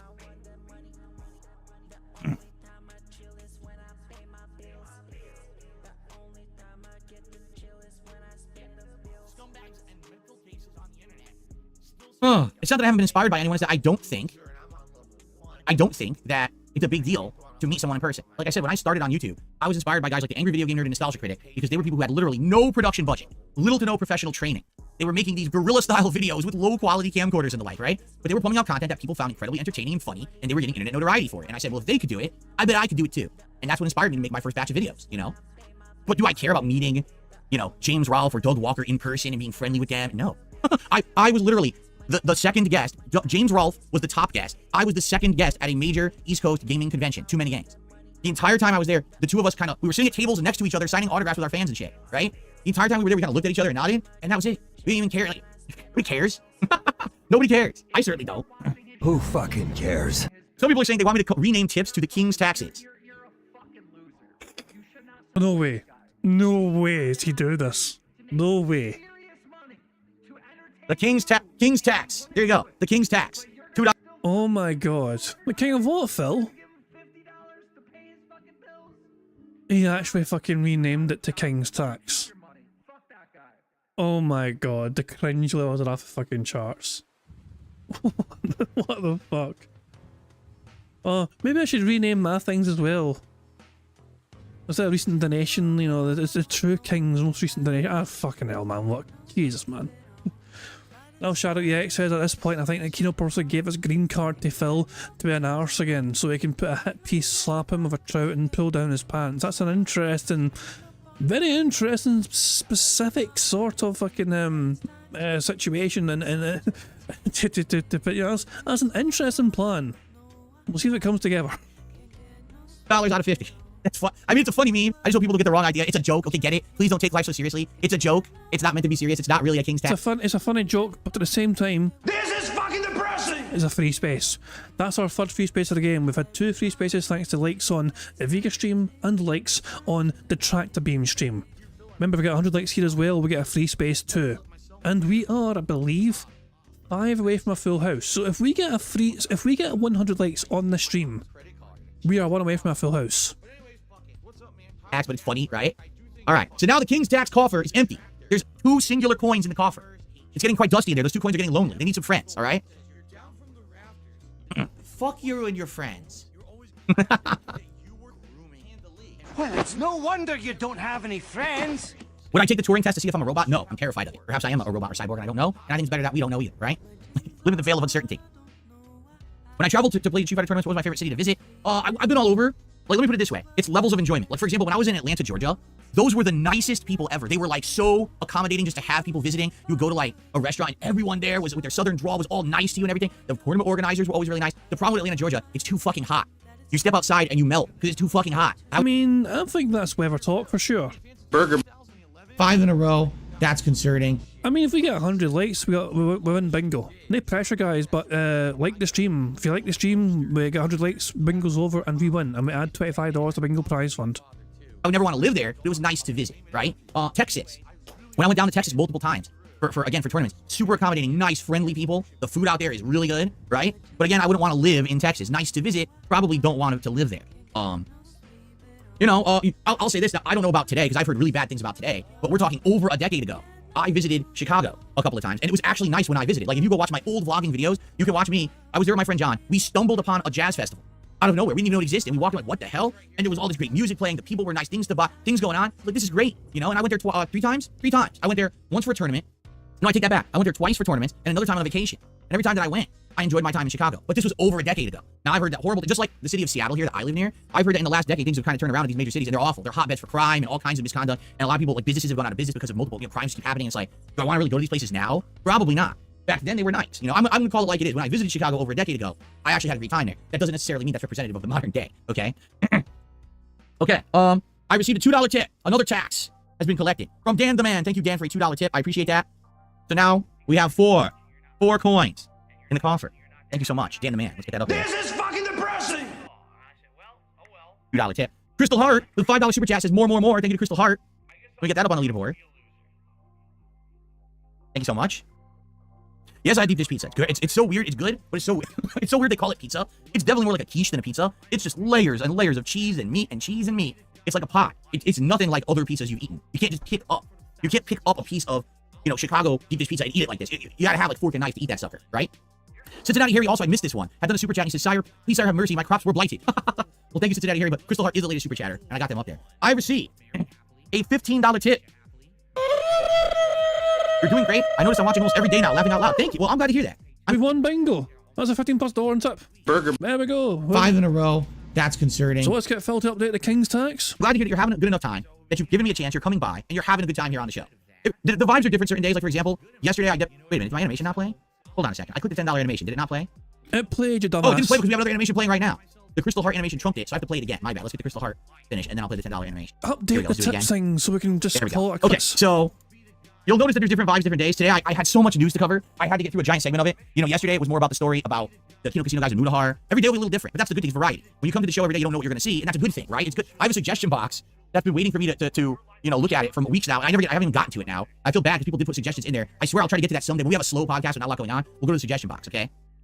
That's right, we're almost... Oh, wait a minute, I didn't add that. Boy, I'm stupid. Yeah, so we're almost halfway to the first goal of $50 of King's Tax. And there we go. Hold on. Let me finish.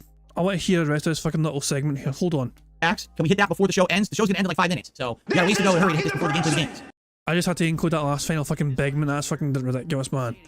But there we go.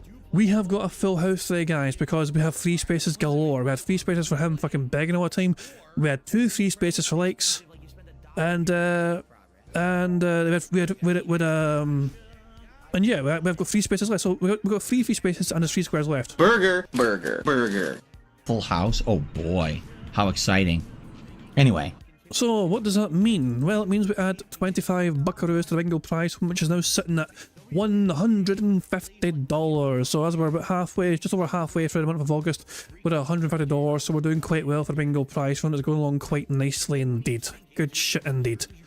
Daniel can just notice that Phil rewarded it to the King's tax. He is such a dick. Yeah, he's such an annoying arse, isn't he? But that's classic Phil Burnell for you, I guess. And it's he wants to fucking adhere to what his fucking loyal, you know, new army of fucking deep-pocketed deadheads will, you know, will give him. It's like, he renamed it the King's tax, we must give him lots of money to fucking show our support for it and all that shit. And then lo and behold, it does work for him, because if we fast forward Phil to current time, 71 buckaroos for him while he's playing this fucking game poorly and turn to stream chat to fucking play it for him. Anyway, guys, I'm going to... That's it. We're done with it. We're done with it. Otters. This is the first time I've seen the otters today. This is from the Vancouver Aquarium. You know, like, you know, the good little cam. When this camera works, when this webcam works for the otter cam for the Vancouver Aquarium, when it works, it is quite a good camera to use. You get to see the otters quite close up or whatever as well. Lovely day there. Sun's out and the otters are having a grand old time. Not the clearest camera, you know what I mean? It feels a bit fuzzy at places, but yeah. You get to see the otters and enjoy themselves anyway. This has been a very rare Saturday edition of Bingo. Remember, I went and done it today because I can't do it tomorrow. I'm going to be out all day tomorrow, going to a family wedding and all that jazz. It's going to be a long, busy day for me, so I'm not going to have a clue what's going to go on tomorrow at all when it comes to Phil Burnell and his antics and shenanigans and all that jazz. But yeah, I'll be enjoying my day tomorrow. I hope you guys enjoy the rest of your weekend as well. Whatever you end up doing, I will return on Monday though for some more robust bingo antics and all that jazz. So guys, I hope you all enjoy yourselves too. Enjoy the rest of your weekend and all that jazz. Make sure you check out our detractors and restreamers and all that shit. You know, and make sure you drop them a like, drop them some support as well, whatever, you know. Enjoy yourselves doing whatever you want to do. But yeah, I'll turn on Monday for some more bingo, but until then, enjoy the rest of your weekend, whatever you end up doing. Hold on a second, yeah, I mean, I have some more, some people have made Discord stuff. Hold on, there is some more Discord stuff to share. Before we bail, Tacozilla could not help himself and created, I mean, I was gonna say Dr. Evil, but Phil is, you know, Dr. Evil. it seems like birds eye feather. Eviga has created that, and then that. And Tacozilla came back again and created this. That as well. So there we go. But Jesus Christ.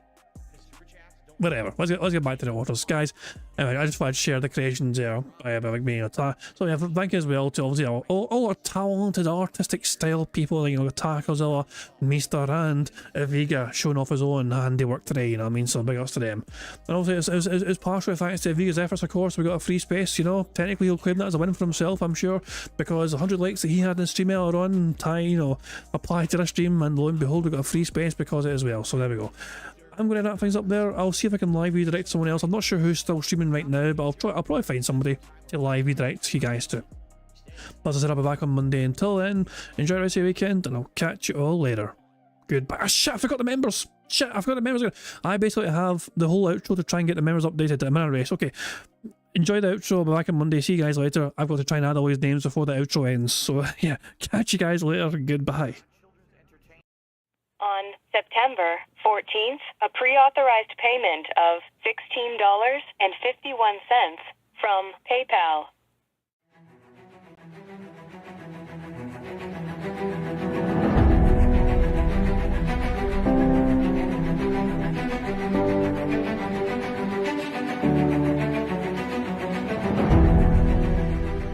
All right, Luna Mills has tipped me $1.30. It says, "I'm back. What's your favorite type of shower?" When you're showered in money, when you go outside, all of a sudden, greenbacks start falling from the sky, and you raise your face up. You're like, oh, you start dancing. You go, oh, money, money, yeah, yeah. All right, I don't know what the hell you're talking about, but thank you for the first tip of the day.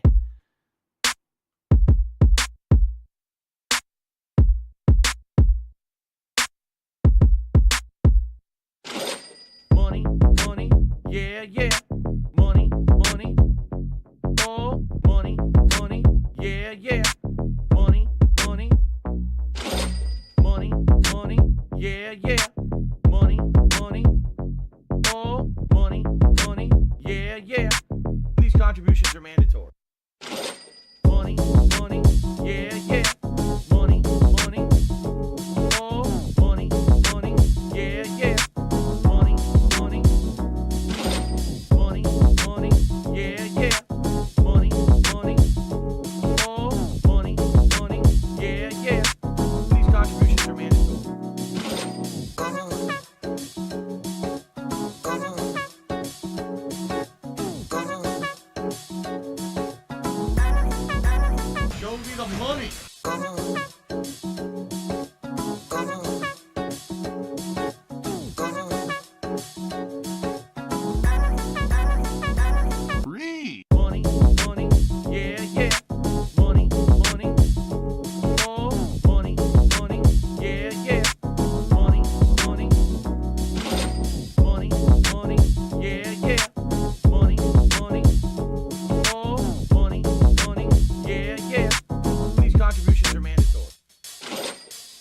and it's gone, just gone like that.